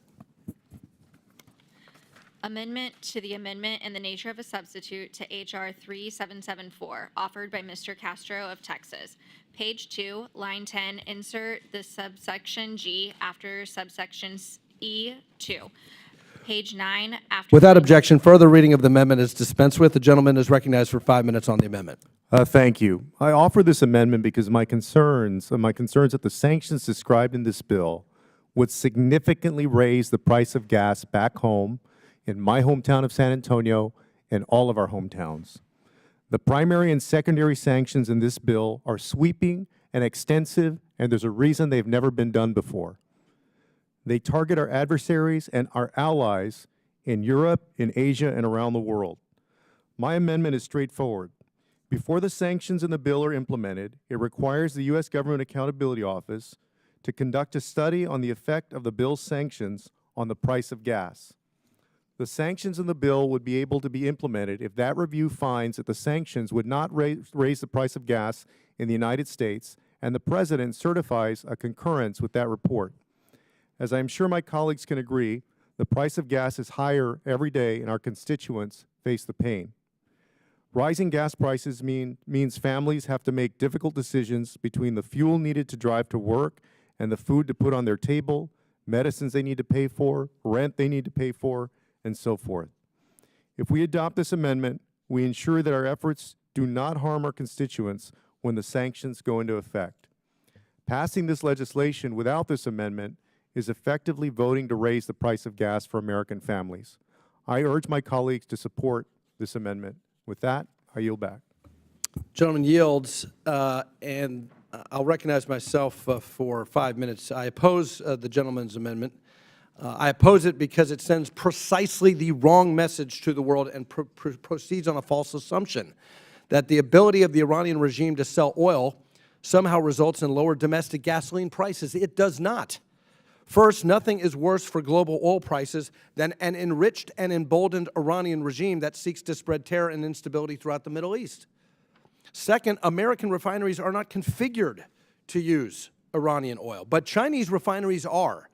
More Iranian oil means cheaper fuel for China, not lower gasoline prices for the United States. If we want, as I said before, if we want to get serious about lower gasoline prices in the United States, we need to increase domestic production. My friend, the ranking member, says that production is high. We need more production. We need H.R. 1. We need more production, more domestic production now more than ever because of the situation in the Middle East. We do not need to empower an Iranian regime that supports terrorist groups like Hamas and Palestinian Islamic Jihad. Again, it is fascinating to me, the hypocrisy of the very members of Congress who are so alarmed at climate change, so alarmed at elevated global emissions. But when it comes to Iranian oil, more is better. Fossil energy from Iran, good. Fossil energy from the United States, bad. Come on, let's get serious. We need to punish Iran and the sources of financing Hamas now, immediately, yesterday, and we need to cut off the financing for this horrific terrorist attack against our key ally. And if you're worried about global energy markets, my goodness, stop your war on domestic American energy. I yield. Do any other members seek recognition? Mr. Meeks is recognized. Thank you. And I will say we do produce more oil today than ever. We also sanction. We don't take in any or purchase any Iranian oil in the United States of America. So the reason why I support Mr. Castro's amendment, because it requires the Comptroller General of the United States to conduct a study and submit to the appropriate congressional committees a report on the effect these proposed sanctions will have on the price of gasoline in the United States. As I mentioned in my opening remarks, the impact on global energy markets following implementation of this policy could be severe. And I believe this reporting will help both Congress and the administration make better policy decisions that I hope will work. And I'm a firm believer that unilateral sanctions generally don't work. It's multilateral sanctions that work. And it's getting the rest of the world working collectively together in regards to having effective sanctions. And with that, I intend on supporting and ask all to support Mr. Castro's amendment. Does the gentleman yield back? I yield back. The gentleman yields back. Do any other members seek recognition? The gentleman from Florida, Mr. Mass, is recognized for 5 minutes. Thank you for recognizing me. I appreciate the gentleman's amendment, and I'll say it's something certainly to think about and consider. I will. And I will simply say, as been pointed out already, that I hope yourself and some others also take the time to apply that same rationale to the Biden administration's policies on domestic oil production and ask that question for yourselves. Will it not raise the price of refined gasoline in the United States of America, as is outlined in Part A, lines 14 and 15 in this? I think it's food for thought for all of us, whether we're talking about domestic policy or foreign policy, but thank you for giving me something to think about. The gentleman yields back. Do any other members seek recognition? Mr. Phillips from Minnesota, you have 5 minutes. Not on the, I have an amendment at the desk. Yeah, sorry. We'll save that for just one moment. Any other members wish to speak on Mr. Castro's amendment? Seeing none, there being no further discussion, the question now occurs on the amendment offered by Representative Castro, amendment number 1. All those in favor signify by saying aye. Aye. All those opposed signify by saying no. No. In the opinion of the chair, the noes have it, and the amendment is not agreed to. Mr. Castro has requested a roll call vote. A roll call vote has been requested pursuant to the chair's previous announcement. This vote will be postponed. Are there any further amendments? Mr. Phillips is recognized for 5 minutes. Mr. Chair, I have an amendment at the desk. I'm sorry, number 70? 70. Yeah, number 70. The clerk shall distribute the amendment.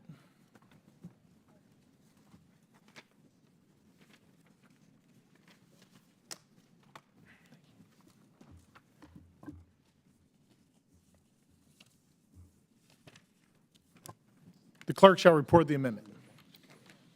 Amendment to the amendment in the nature of a substitute to H.R. 3774, offered by Mr. Phillips of Minnesota. Page 11, after line 4, insert the following. Without further objection, further reading of the amendment is dispensed with. The gentleman is recognized for 5 minutes on his amendment. Thank you, Mr. Chairman. And I share the committee's concern with the proliferation of Iranian oil all around the globe, largely in contravention of existing U.S. sanctions. Revenue from oil sales, primarily to China, provides significant resources that enable the Iranian regime to advance its nuclear program, continue its support for terrorism, and maintain its repression of the Iranian people.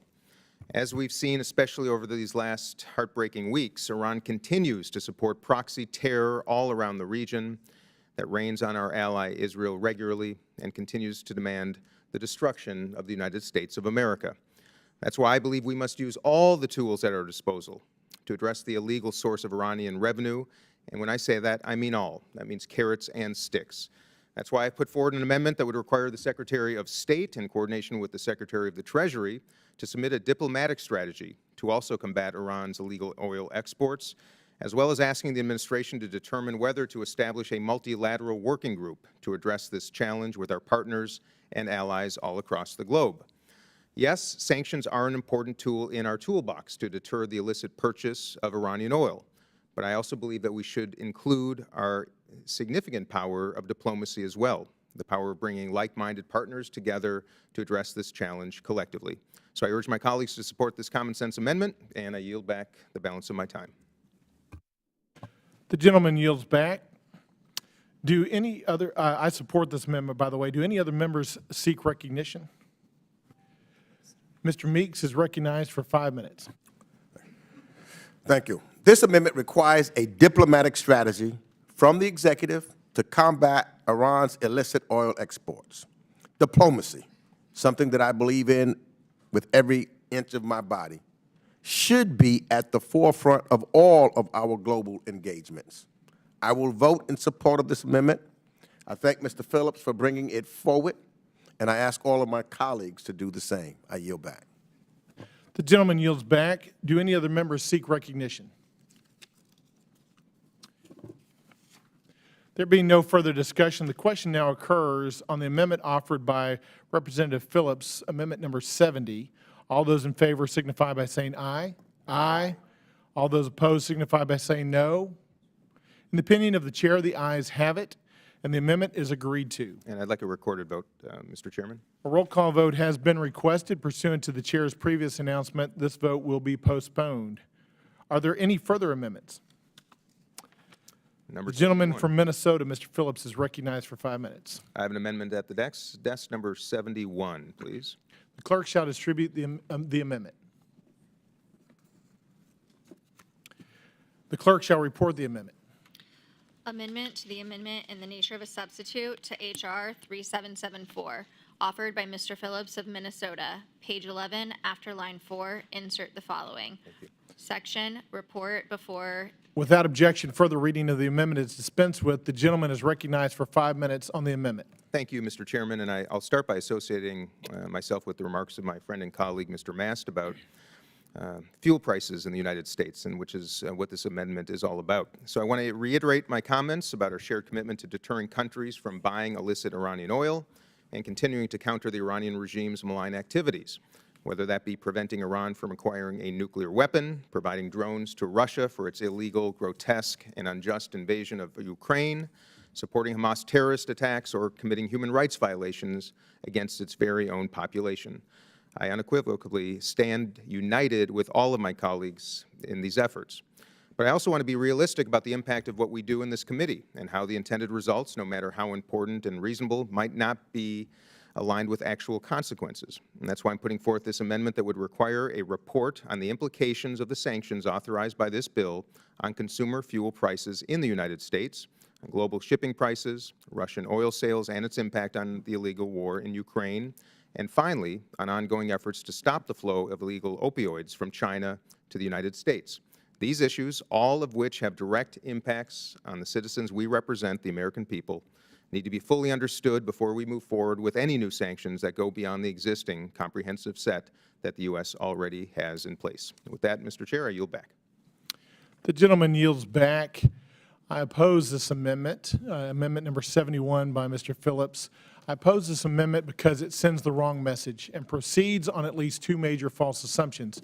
First, the assumption that Iranian oil somehow results in the lower domestic gasoline prices, and it does not. Second, the assumption that we must choose between constraining Russia or constraining the Iranian regime. We can do both. Russia already sells a lot of oil to China. We do not need to choose between constraining Iran or constraining Russia. We can prevent oil sanctions against Iran from creating a windfall for Russia by adequately enforcing our sanctions targeting Russia, measures like the Russian oil price cap.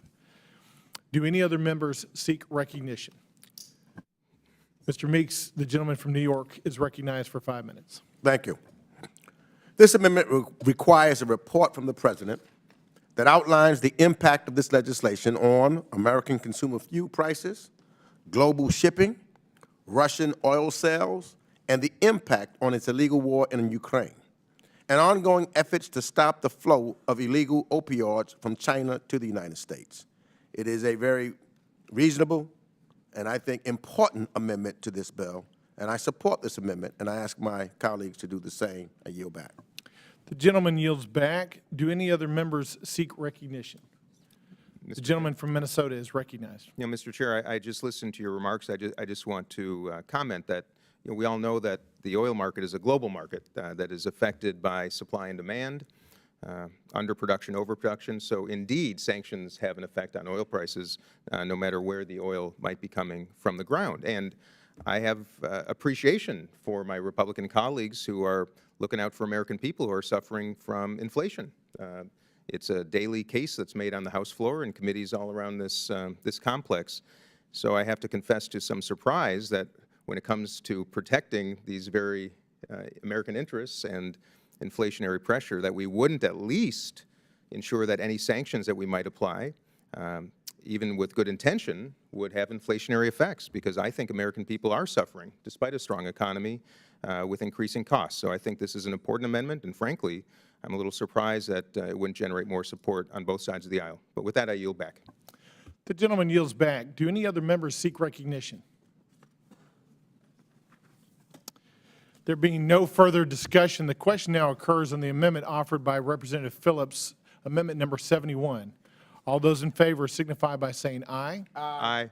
All those opposed signify by saying no. No. In the opinion of the chair, the noes have it, and the amendment is not agreed to.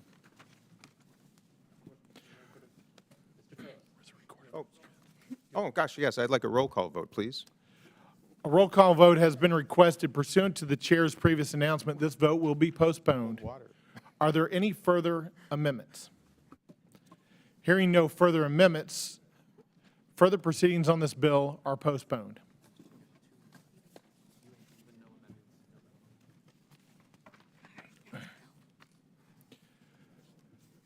Pursuant to notice, I now call up H. Resolutions 599, urging the European Union to designate Hezbollah in its entirety as a terrorist organization.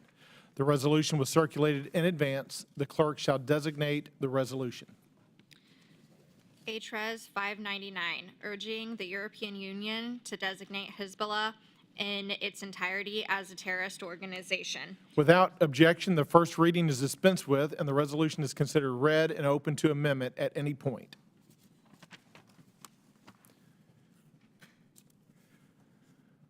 Is there any discussion on the resolution? The chair recognizes the gentleman from Illinois, Mr. Snyder. Thank you, Mr. Chairman. Earlier today, I spoke about the Iranian threat. That's what keeps me up at night, every single night, or at least it did. Now I am kept up at night thinking about the more than 1,300 Israelis and Americans massacred on October 7th, about the more than 200 hostages languishing in Gaza as we speak, and about the further death and destruction that lays ahead. My entire life, I've worked towards peace between Israel and the Palestinians and the neighbors in the region. And that's why I'm proud, so proud, to be a co-chair of the Abraham Accords Caucus, along with my colleagues across the aisle and on this committee, Ann Wagner.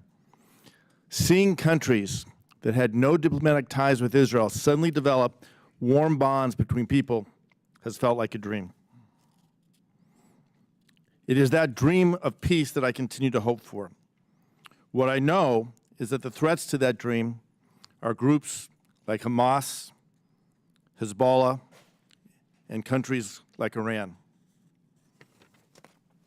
Hezbollah is an Iranian-backed terrorist organization committed to the destruction of Israel and of peace throughout the region. We saw on October 7th what that ideology can unleash. As the U.S. has done the right thing by recognizing Hezbollah, we're calling on others to do the same. Unfortunately, our good friends in Europe often make a distinction between the organization's political and military wings, seeing the former as a partner they can try to work with. Looking at how Lebanon has been on the verge of becoming a failed state, we cannot underestimate the pernicious role played by Hezbollah. Hezbollah bombed our embassy in Beirut in April 1983, killing 63 people. And in October of the same year, attacked our Marine barracks, killing 241 Americans. This behavior has never stopped, never paused. They murdered Israeli tourists in Bulgaria in 2012, tried to do so again in Cyprus in 2013. 2 years later, they got caught in Cyprus once more with 8 tons of ammonium nitrate. That year, Congress passed the Hezbollah International Financing Prevention Act of 2015, and I was proud to help lead a follow-up to that bill in 2018. Despite our best efforts to counter it, the resolution describes in detail Hezbollah's nefarious activities in Belgium, France, Germany, and throughout the European Union. I've always said that the world is at its best when America leads. We have seen that in Ukraine. We are seeing that today in Israel. We have led on countering Hezbollah, and we must now urge our European allies to join us in doing the same. As we look at Hezbollah skirmishing with Israel and loudly supporting Hamas, I hope our European partners will take this moment as a wake-up call. Hezbollah is a terrorist organization and must be designated as such in its entirety. I urge my colleagues to join in this bill, and I yield back. The gentleman yields back. Would any other member like to be recognized? The gentlelady is I'm sorry. Mr. Meeks, the ranking member is recognized for 5 minutes. Thank you. I want to thank my friend Brad Schneider for continuing to advance this important legislation first introduced by our former colleague, Ted Deutsch. More than a decade ago, following Hezbollah's 2012 bus bombing in Burgas, Bulgaria, the European Union added the group's military wing to its terror list, leaving it supposedly separate political arm unsanctioned. Despite all we know about Hezbollah, a cutthroat terrorist organization that serves as an Iranian proxy and violent militia, our friends and partners in the European Union to this day only include Hezbollah's military wing and not its political wing, and on its list of sanctioned terrorist organizations. The Secretary of State's designation of Hezbollah makes no distinction between its branches, and we would urge the EU to simply make no distinction and add the group to its entirety to the terror list. And all members should reject the view of former President Trump, the leading candidate for the Republican presidential nomination, who last week offered Hezbollah's praise and declared, "You know Hezbollah is very smart. They're all very smart." Smart is not how I would describe Hezbollah. I would describe them as terrorists. And I'm pleased that many individual European countries have acted, as has the Arab League and the Gulf Cooperation Council. And I'm certain my colleagues join me in this view. But it is very troubling to me that the EU, an entity that shares our values and many of our policy goals, continues to allow Hezbollah's political wing to freely operate, advancing Hezbollah's violent agenda around the world. Let's hope that Europe hears the voice of this Congress loudly and clearly and finally takes the necessary step to designate Hezbollah as a whole. It is long overdue and would be a very welcome development as Hezbollah continues to threaten Israel and the United States from its perch in southern Lebanon. And with that, I yield back. The gentleman yields back. Do any other members seek recognition? The gentlelady from North Carolina, Ms. Manning, is recognized for 5 minutes. Thank you, Mr. Chairman. I am proud to support H.Res. 599, a bipartisan resolution that I was proud to help introduce with Congressman Brad Schneider and colleagues on both sides of the aisle, urging the European Union to designate Hezbollah in its entirety as a terrorist organization. The terrorist group Hezbollah is a linchpin of Iran's axis of resistance and is responsible for thousands of civilian deaths in the Middle East and around the globe, including the 1983 Marine barracks bombing in Beirut and the 1994 Amia Jewish Community Center bombing in Buenos Aires, Argentina. Until 9/11, Hezbollah had killed more Americans than any other terrorist group, and today it maintains an arsenal of 150,000 rockets aimed at Israel.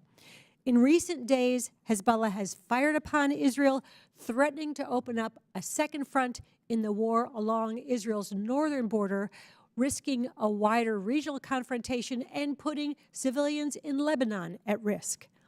Given these facts, it is incomprehensible that any EU member state can credibly assert any distinction between Hezbollah's so-called military and political wings.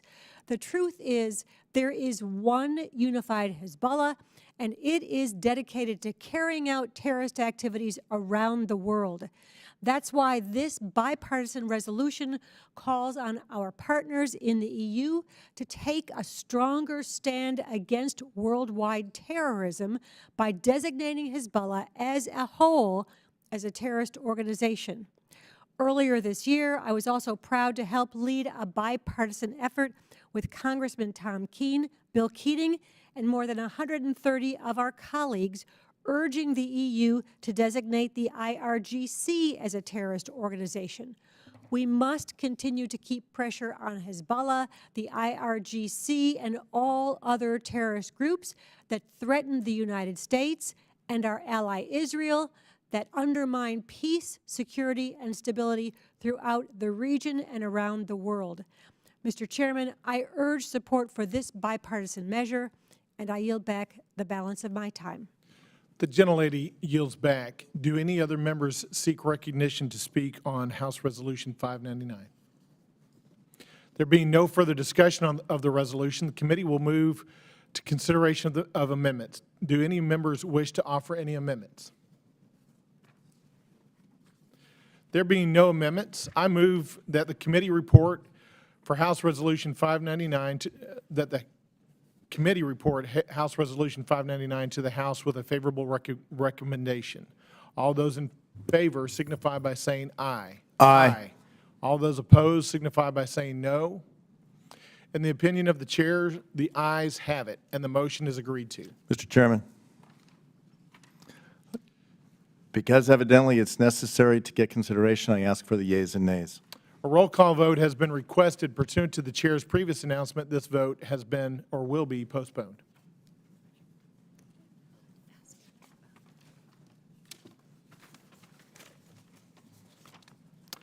Pursuant to notice, I now call up House Resolution 1809, block the use of transatlantic technology in Iranian-made drones act. The bill was circulated in advance. The clerk shall designate the bill. H.R. 1809, to require the development of strategies and options to prevent the export to Iran of certain technologies related to unmanned aircraft systems and for other purposes. Without objection, the first reading is dispensed with, and the bill is considered read and open to amendment at any point. Without objection, the Keating Amendment in the nature of a substitute, number 65, circulated to members in advance, shall be considered as read and will be treated as original text for purposes of amendment. Is there any discussion of the bill? Chairman. I recognize the Mr. Keating for 5 minutes. Thank you, Mr. Chairman. I'd like to thank Chairman McCaul and Ranking Member Meeks for holding the markup today. 12 days ago, the world witnessed the horror unleashed by Hamas against the state and the people of Israel, almost 50 years to the day after Yom Kippur War. Israel now finds itself threatened and under attack, this time by terrorists whose very charter is an anti-Semitic attack against the Jewish people. I want to be clear. The United States stands behind Israel in the face of these barbaric attacks and condemns Hamas in the harshest possible terms, which we know in no way furthers the cause or represents the Palestinians' right of self-determination. In fact, it sets it back. I also want to acknowledge that the attack on October 7th is not a distant tragedy, but rather a deeply personal one for those of us who have been impacted in many ways right here in this room, in our many districts, the people that live there that are touched by this, and many around the world. As President Biden said, there are moments in this life when the pure, unadulterated evil is unleashed in this world. Israelis and the Jewish people suffered one of those moments last week, and it's important we act today in this committee and in the future to ensure Israel has the resources it needs to defend itself. Today, I want to speak briefly in support of H.R. 1809, block the use of transatlantic technology in Iranian-made drones act, which I've offered as an amendment in the nature of a substitute. As we face multiple crises in Israel and in Ukraine, Iran's global malign influence campaign is only growing. For example, we know Iran has been selling unmanned aircraft systems to Russia, which have been used in the illegal war in Ukraine. The White House even released findings that Iran is providing Russia with materials to build a drone manufacturing plant east of Moscow. At the same time, reports have indicated that Hamas, in its devastating attack against Israel, used drones to disable Israeli communications and surveillance capabilities. We also know that Iran has supported Hamas for decades. To target Iran's drones program, H.R. 1809 requires the Secretary of Commerce, the Secretary of State, the Secretary of Defense, and all of government approach to each draft strategies and report to Congress on actions they've taken to prevent the export of U.S. and European technology to Iran that may be used in drones to attack our allies in Ukraine and Israel. In particular, this bill ensures the subcomponents that are key to the functioning of unmanned aircraft systems like microcontrollers, GPS modules, and microprocessors are not used in any way in any aspect of design, developmental, production, or operational, so that they cannot be employed in unmanned aircraft systems. The legislation also includes provisions to ensure the Secretary of State is working with allies and partners to synchronize our support on an export control that's necessary to close the loopholes related to the illegal export of U.S. and European technology for use in Iranian drones. I want to thank Chairman Joe Wilson, Ranking Member Dean Phillips, and Representative Claudia Tenney for being original co-sponsors of this legislation, and other bipartisan members who have also co-sponsored this bill.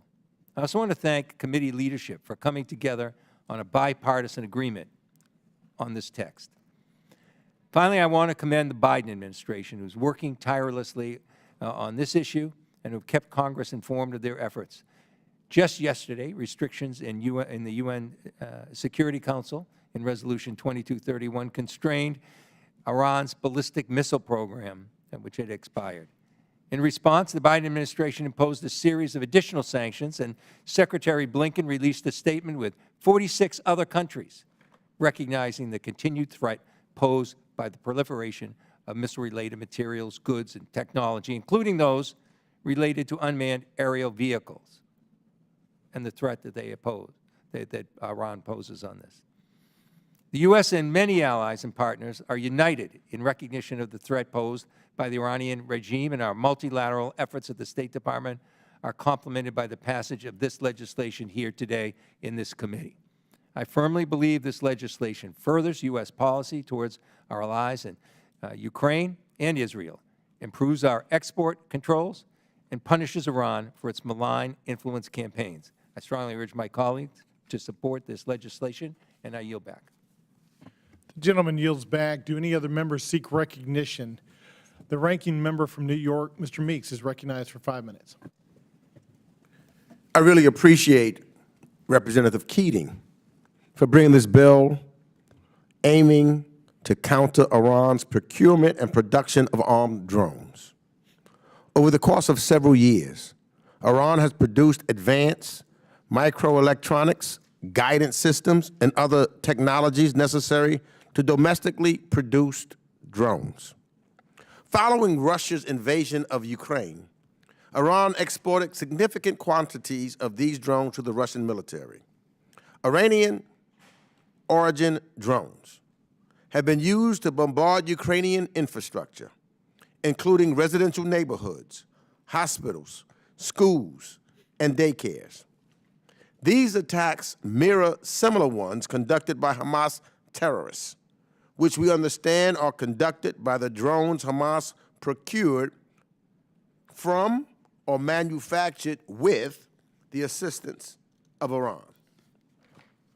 These drones are instrumental to Hamas's onslaught on southern Israel, which resulted in the murder of scores of Israeli civilians earlier this month. In recent months, we've been made aware of the analysis by our own intelligence community, as well as outside experts and investigators, that found recovered Iranian drones to contain components originating from the United States and European companies. Many Iranian entities are already sanctioned for acquisition of components for and production of drones, as well as their intermediaries, but given the dual use and off-the-shelf availability and commercial nature of some items, regulation and interdiction is difficult. This bill requires strategies from the state and commerce departments on how they intend to prevent such proliferation from continuing. It also requires the Department of State to develop a related strategy to address proliferation of dual-use technology, working within foreign governments to prevent the export and proliferation to Iran. So again, I thank Mr. Keating and all of the co-sponsors, but Mr. Keating in particular for his leadership on this bill, and I urge all members to support it. And with that, I yield back the balance of my time. The ranking member yields back. Do any other members seek recognition? The gentleman from Minnesota is recognized for 5 minutes. Thank you, Mr. Chairman. I also want to thank Mr. Keating for introducing this important measure, along with Mr. Wilson, Ms. Tenney, and me. I'm also proud to co-lead this critical piece of legislation that seeks to prevent the use of American technology in Iranian drones. From its support of Russia's brutal war in Ukraine to proxy militia attacks on U.S. personnel in Syria and Iraq, Iran's development and deployment of drones is a threat to the United States and to our partners. The fact that U.S. materials are being used in Iranian drones that attack American and partner forces and kill Ukrainian civilians is completely unacceptable. And I'm pleased that the Biden administration is undergoing an important review of current policies and practices to ensure that American technology does not find its way into the hands of our adversaries. And I look forward to engaging with them further in its efforts to prevent the proliferation of Iranian drones. I also want to acknowledge that in July of this year, this committee marked up the bipartisan Fight Crime Act, which imposes sanctions on those involved in the supply, sale, transfer, or support of Iran's missile and drone program. Unfortunately, UN restrictions to constrain Iran's ballistic missile program expired just yesterday. During this time of tragedy and uncertainty, the U.S. and our partners must continue to counter Iran's destabilizing missile and drone activity, including by enforcing existing sanctions and passing the Fight Crime Act. Congress must act soon, and that also means we need to elect a speaker so that we can use all the tools at our disposal to prevent the proliferation of Iranian missiles and drones to protect Americans both at home and abroad. With that, I yield back. The gentleman yields back. Do any other members seek recognition on this matter? There being no further discussion of the bill, the committee will move to consideration of amendments. Do any members wish to offer an amendment? There being no amendments, I move that the committee report House Resolution 1809 as amended to the House with a favorable recommendation. All those in favor signify by saying aye. Aye. All those opposed signify by saying no. In the opinion of the chair, the ayes have it, and the motion is agreed to. Mr. Chairman, I request a roll call vote. A roll call vote has been requested pursuant to the chair's previous announcement. This vote will be postponed. The committee will now stand in recess, subject to the call of the chair.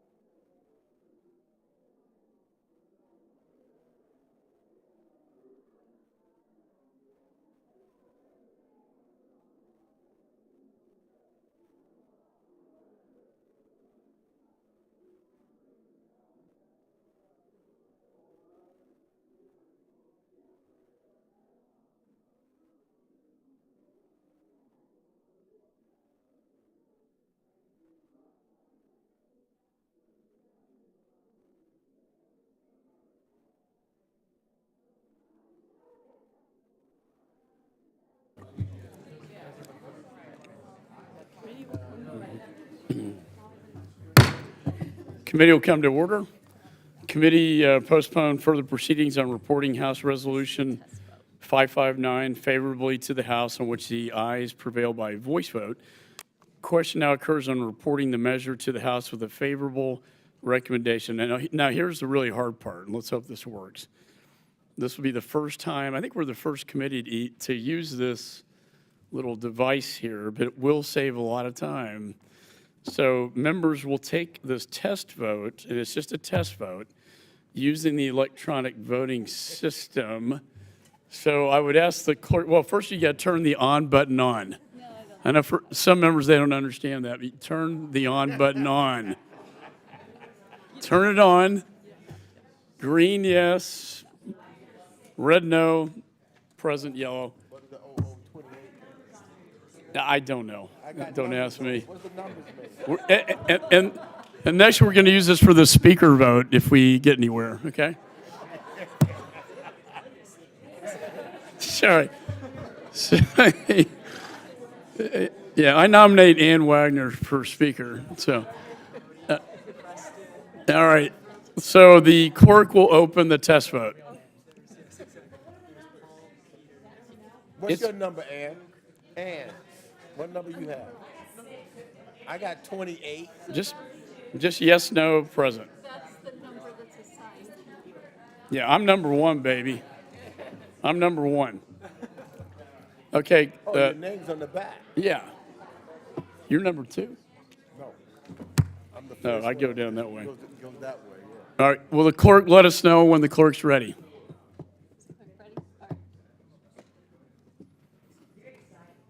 It is. It's a moment in history.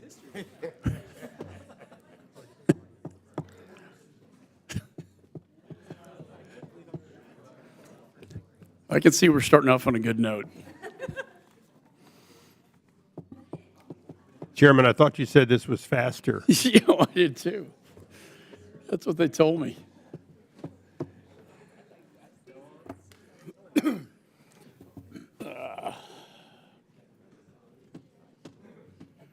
Ooh, okay. Dominion. All right. There we go. There's my vote.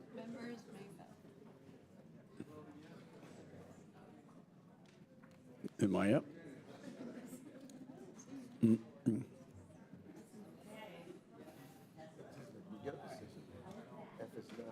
Okay, that's mine. Hey, it's working. Cool. I assume we're voting yes on the first bill. That's my resolution, yes.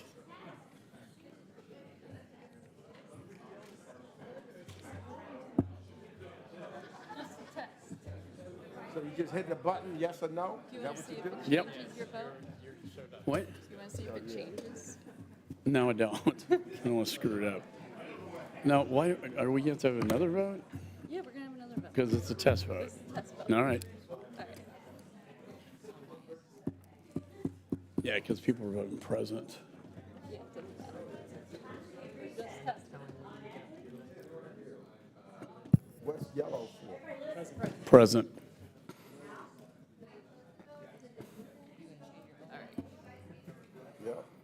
Okay.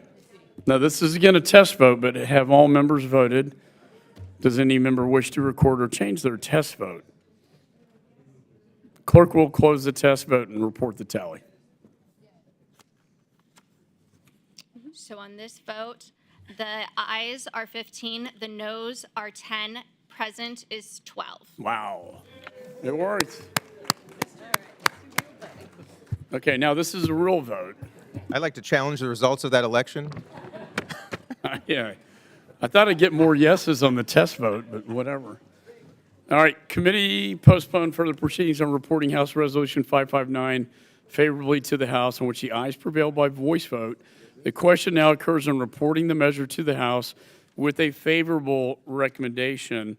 Members will vote using the electronic voting system. This is actually the real vote. The clerk will open the vote.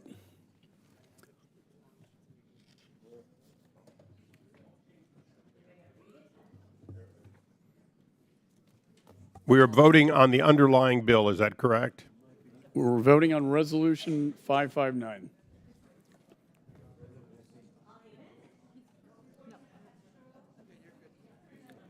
Yeah, what happened to the amendments that are on this thing? There are none. They were withdrawn. The amendments were withdrawn. They were not offered.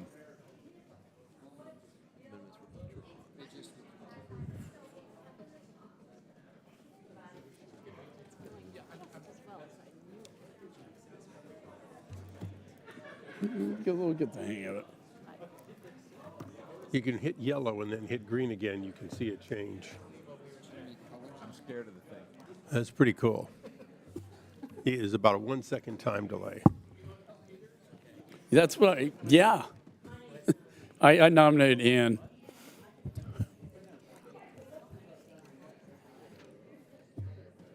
Okay. Jackson, make up your mind. Yeah, hurry up, Jackson. Jeez.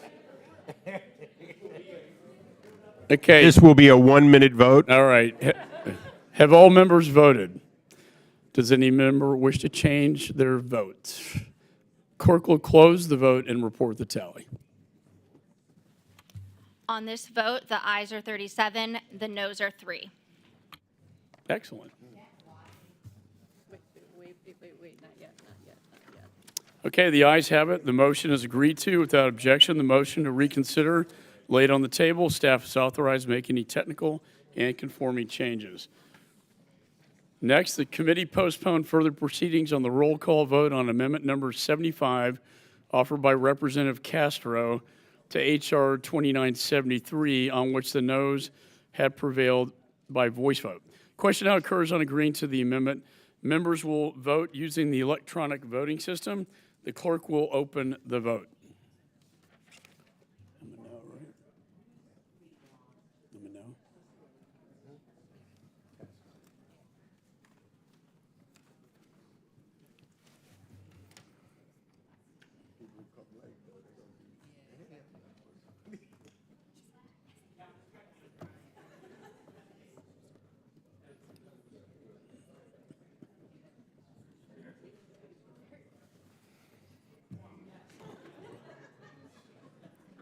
Okay. Oh, we got a few more. Present? Hey, your side's a little slower. Right? Okay, have all members voted? Does any member wish to record or change their vote? The clerk will close the vote and report the tally. On this vote, the ayes are 17, the noes are 25. The nays have it, and the amendment is not agreed to. This new system, Chairman, come on up here. You missed 2 votes. This is quick. Oh, God, now new tutorial. Brad, you're not recorded, and you're not going to get an explanation. Just start pushing buttons. It's too late. Too late. Vote's closed. Okay, I move that the committee report H.R. 2973 is amended to the House with a favorable recommendation. All those in favor signify by saying aye. Aye. All those opposed signify by saying no. In the opinion of the chair, the ayes have it. The Mr. motion Chairman? is agreed to. Mr. Chairman, I need to record a vote, please. Roll call vote has been requested. Members will vote using our new fancy electronic voting system. Clerk will open the vote. What are we voting on? Passage, putting the resolution on the floor. 2973. It's as amended. Yeah. It's reporting it as amended. That's what we want you to do, please. It's the final vote.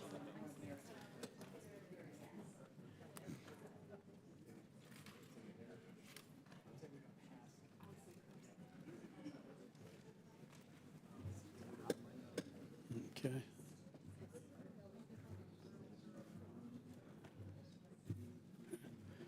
Okay, have all members voted? Does any member wish to record or change their vote? The clerk will close the vote and report the tally. On this vote, the ayes are 42, present is 1. The ayes have it. And without objection, the motion to reconsider is laid on the table. Staff is authorized to make any technical and conforming changes. Next, we have Jacobs Amendment number 129 to H.R. 5826. Committee postponed further proceedings on the roll call vote on amendment number 129 offered by Representative Jacobs, on which the noes have prevailed by voice vote. Question now occurs on agreeing to the amendment. Members will vote using the electronic voting system. The clerk will open the vote.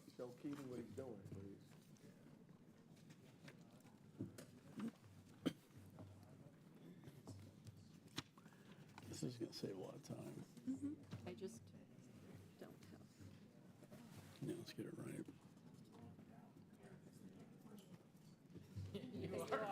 Okay. Have all members voted? So he can't see, he's blocked out. Mr. Chairman, I'm the one person that cannot see whether his vote is recorded. Oh, there's nothing in the way. You've got, Do you think that was by accident or by design? There you go. There you go. Way to go. Okay, have all members voted? Oh, no, Mr. Connolly. Yep. Mr. Connolly. He needs help. Have all members voted? Does any member wish to record or change their vote? The clerk will close the vote and report the tally. On this vote, the ayes are 17, the noes are 28. The noes have it, and the amendment is not agreed to. I move that the committee report H.R. 5826 as amended to the House with a favorable recommendation. All those in favor signify by saying aye. Aye. All those opposed signify by saying no. In the opinion of the chair, the ayes have it, and the motion is agreed to. Mr. Chairman, I ask a recorded vote. A roll call vote has been requested. Members will vote using the electronic voting system. The clerk will open the vote.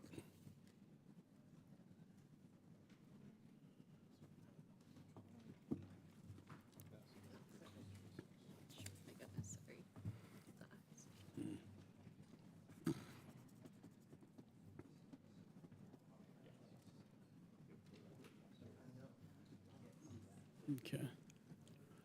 Have all members voted? Does any member wish to record or change their vote? The clerk will close the vote and report the tally. On this vote, the ayes are 40, the noes are 5. The ayes have it. The amendment bill is agreed to. Without objection, the motion reconsider is laid on the table. Staff is authorized to make any technical and conforming changes. Chair, the committee postponed further proceedings on the roll call vote on amendment number 128 offered by Representative Jacobs to the Mast Amendment in the nature of a substitute, on which the noes have prevailed by voice vote. Question now occurs on agreeing to the amendment. Members will vote using the electronic voting system. The clerk will open the vote.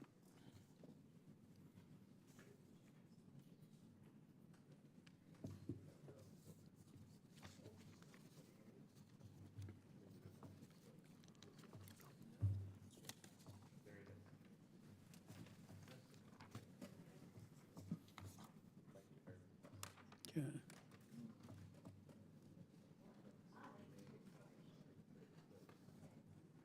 Have all members voted? Does any member wish to record or change their vote? The clerk will close the vote and report the tally. On this vote, the ayes are 18, the noes are 27. The noes have it, and the amendment is not agreed to. Question now occurs on the amendment in the nature of a substitute offered by Representative Mast. All those in favor signify by saying aye. Aye. All those opposed signify by saying no. In the opinion of the chair, the ayes have it, and the amendment in the nature of a substitute is agreed to.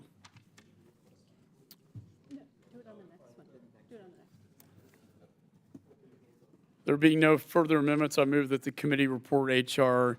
340 is amended to the House with a favorable recommendation. All those in favor signify by saying aye. Aye. All those opposed signify by saying no. In the opinion of the chair, the ayes have it, and the motion is agreed to. A recorded vote has been requested. Roll call vote. Members will vote using the electronic voting system. The clerk will open the vote.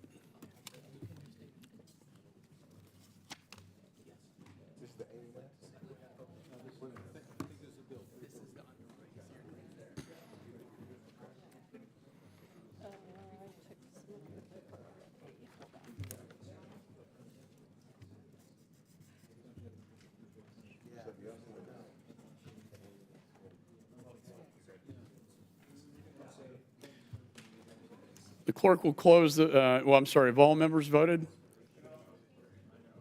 Who? Who hasn't voted? Mr. Costa just walked in. All right. He's voting right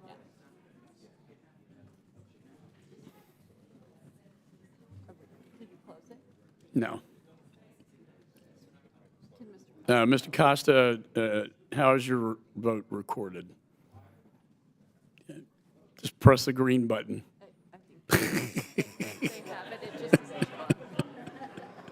They got you. Okay. The clerk will close the vote and report the tally. On this vote, the ayes are 44, the noes are 2. The ayes have it, and the motion is agreed to. Without objection, the motion reconsiders laid on the table. Staff is authorized to make any technical and conforming changes. Committee postponed further proceedings on reporting H.R. 3266 favorable to the House, in which the ayes prevail by voice vote. Question now occurs on reporting the measure to the House with a favorable recommendation. Members will vote using the electronic voting system. The clerk will open the vote.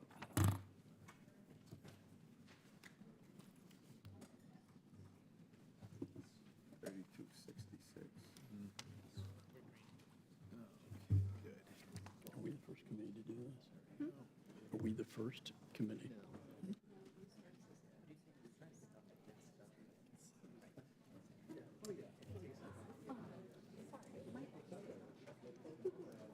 Okay. Have all members voted? Does any member wish to record or change their vote? The clerk will close the vote and report the tally. On this vote, the ayes are 46, the noes are 0. The ayes have it, and the motion is agreed to without objection. The motion reconsiders laid on the table. Staff is authorized to make any technical or conforming changes. Committee postponed the vote, postponed further proceedings on the roll call vote on amendment number 1 offered by Mr. Castro to H.R. 3774, on which the noes have prevailed by voice vote. Question now occurs on agreeing to the amendment. Members will vote using the electronic voting system. The clerk will open the vote. No, right? Yeah.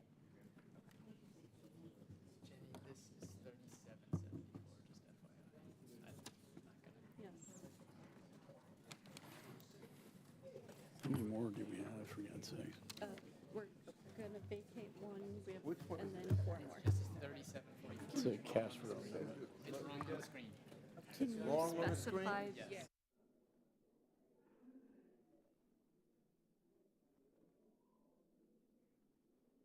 This is a Castro amendment to H.R. 3774. The screen says 4774. Well, that's not my fault.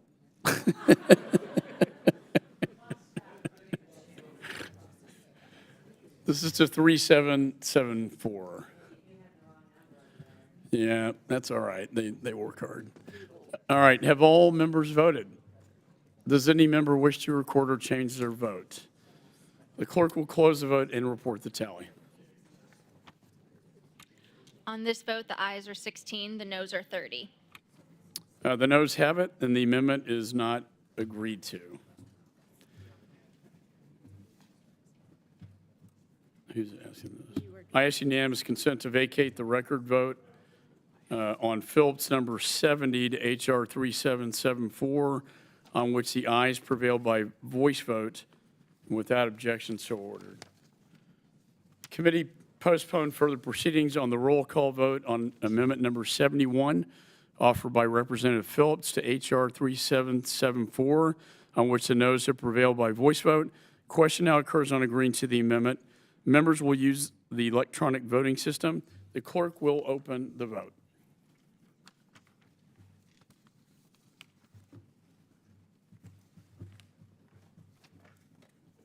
No.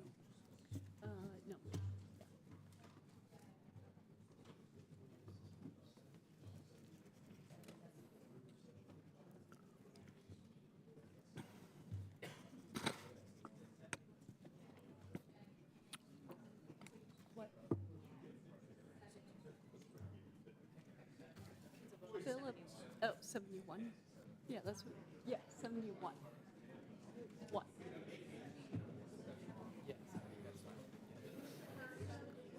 What's going on? Can you go to the next one? 71.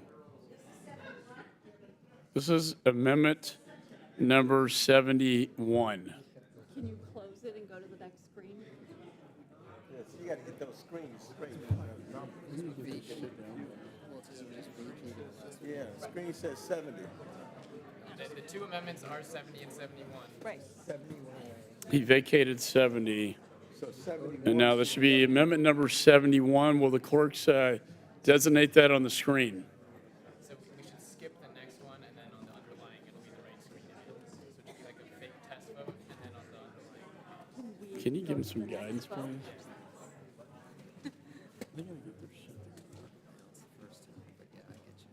Can you close this one and go to the next screen with 71? Yeah, and then you're voting on 71. There you go. Is this 71? This will be So we're going to re-vote on amendment number 71, which is now on the screen properly. I was going to say something. I'm trying to do the best I can. So members will use the electronic voting system. The clerk will open the vote. Mr. Chairman, can I just ask, did 70 pass? I believe it did. Okay, good.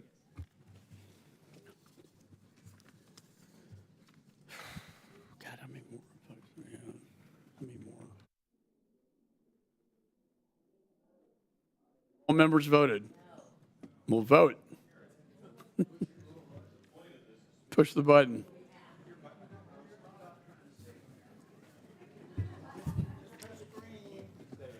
Have all members voted?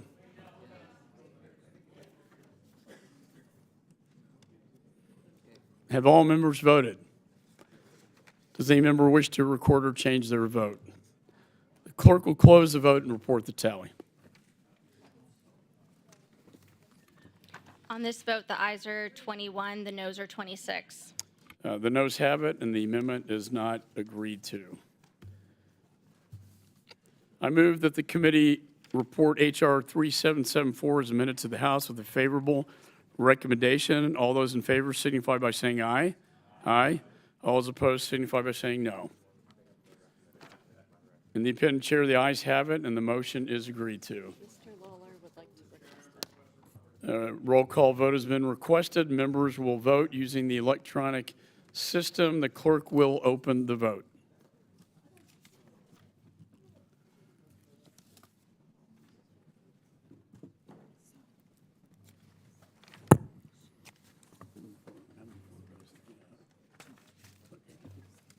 This does save a lot of time.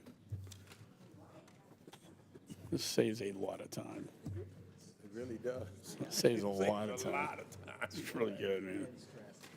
Everybody can go to their dinner now. Have all members voted? Does any member wish to record or change their votes? The clerk will close the vote and report the tally. On this vote, the ayes are 40, the noes are 7. The ayes have it, and the motion is agreed to. Without objection, the motion reconsider laid on the table. Staff is authorized to make any technical conforming changes. Committee postponed further proceedings on reporting House Resolution 599 favorably to the House, on which the ayes prevailed by voice vote. Question now occurs on reporting the measure to the House with a favorable recommendation. Members will use the electronic voting system. The clerk will open the vote.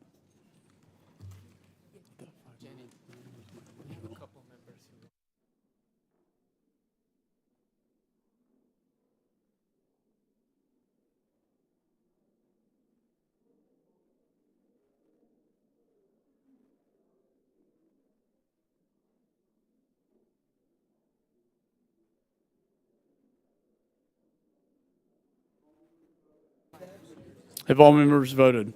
Does any member wish to record or change their vote? The clerk will close the vote and report the tally. On this vote, the ayes are 47, the noes are 0. The ayes have it. The motion is agreed to without objection. The motion to reconsider is laid on the table. Staff is authorized to make any technical and conforming changes. Committee postponed further proceedings on reporting H.R. 1809 as amended favorably to the House, on which the ayes prevail by voice vote. Question now occurs on reporting the measure to the House with a favorable recommendation. Members will use the electronic voting system. The clerk will open the vote.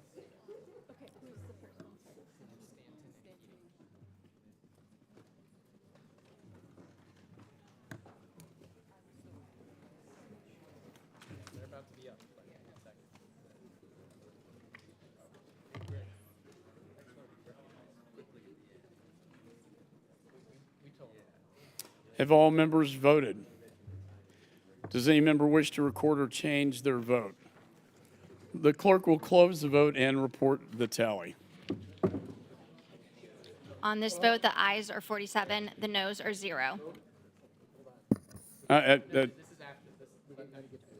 Let's get through the vote. Ayes have it. Motion is agreed to. Without objection, motion reconsiders laid on the table. Staff is also authorized to make any technical conforming changes. We're done with the votes? We are now done with the votes. I don't know about y'all, but Chairman. that saved a heck of a lot of time. Mr. Chairman. I like that. All right, hold on a second. Chairman. Mr. Stanton is recognized. Mr. Chairman, I believe I may have been misunderstanding on the first vote when you referred to it as a test vote. I didn't realize we were actually voting on a substantive. I thought we were testing the equipment. I may have voted the wrong way. Am I able to inquire as to how I voted on H.Res. 559, the very first vote? Mr. Chairman, Mr. Stanton is not recorded. Okay. Am I able to record a vote now as a yes? You can say how you would have voted. All right, I certainly would have voted yes on that. I apologize for the misunderstanding. I thought it was I misunderstood. May I make the same inquiry, please? Mr. Keating. Sorry. Mr. Keating is recognized. And then Sorry. All right. Thank you, Mr. Chairman. I ask unanimous consent for the record to reflect the following. Our office was notified of this vote at 5:34. The vote started at 5:45 from the Rayburn. I used to be the captain of our track team, but I wasn't depending on the elevators in the subway at that time. So let the record reflect that I would have voted yes on H.Res. 559. I would have voted yes on Castro Amendment number 75, and I would have voted yes on to report H.R. 2973. Would you yield? Would you yield? Yes, I yield. I thank my friend. Mr. Chairman, I have the same to report. I also was coming from the Rayburn building, and I had been on the track team once.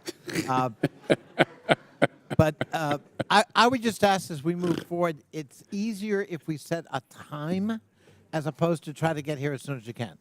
We did and, say 5:30. and we inadvertently, making every effort, missed 3 votes. And like Mr. Keating, I would ask that it be noted that on H.Res. 559, I would have voted yes. On H.R. 2973, I would have voted yes. And on the vote to report H.R. 2973, I would have voted yes. And on the Castro Amendment 75, I would have voted yes. Yeah, and I get you. My understanding was the committee was notified at 5:30 was the time. If there was a breakdown at the staff level, my apologies. I thank the chair. Yeah, and Ms. Wild is recognized. Mr. Chairman, may I inquire how my vote was recorded on the first vote, 559? Sure.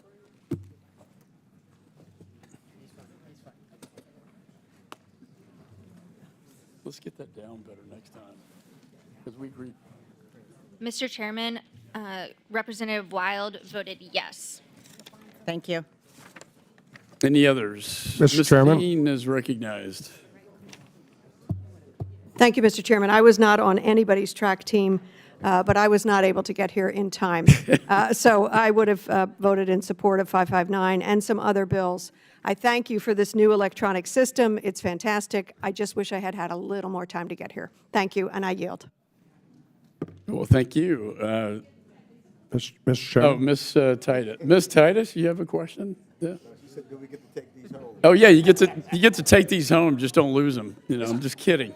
Kidding. Mr. Chairman. This concludes. Oh, Ms. Mr. Wiles. Chairman. Chairman, completely facetiously, can we use the electronic voting system to determine whether we can go back to our districts this weekend, please? I vote yes. I would vote yes to that. Okay. but Mr. I'm Chairman, not- I'm Mr. not, Chairman. You know, Mr. Chairman? Mr. yes, Chairman. sir. Can this be used to vote for Speaker of the House? When you weren't here, I brought that up. Oh, all right. Mr. Chairman, Yes, sir. unanimous consent to put the chairman's name in for speakership, but on a more germane note, I was not on the Trackstar team or on the band, but I can send a note on the 5 votes I believe that I missed, or I can tell you just quickly now what they were. I would have voted yes. Thank you. Duly noted on the record, and you'll have a chance to vote on the floor. I will vote on them on the floor. If there are Thank no you. other members, this concludes consideration of the measure noticed by the committee for today, and I want to thank all the members. There being no further business to transact, the committee stands adjourned. It does say I mean, we would have been here for another hour. Man, we'd have been here. Oh, my God. I mean, everybody go to dinner now. Can I go to dinner or are we going to vote? You can go to dinner. I know what you're going to be doing.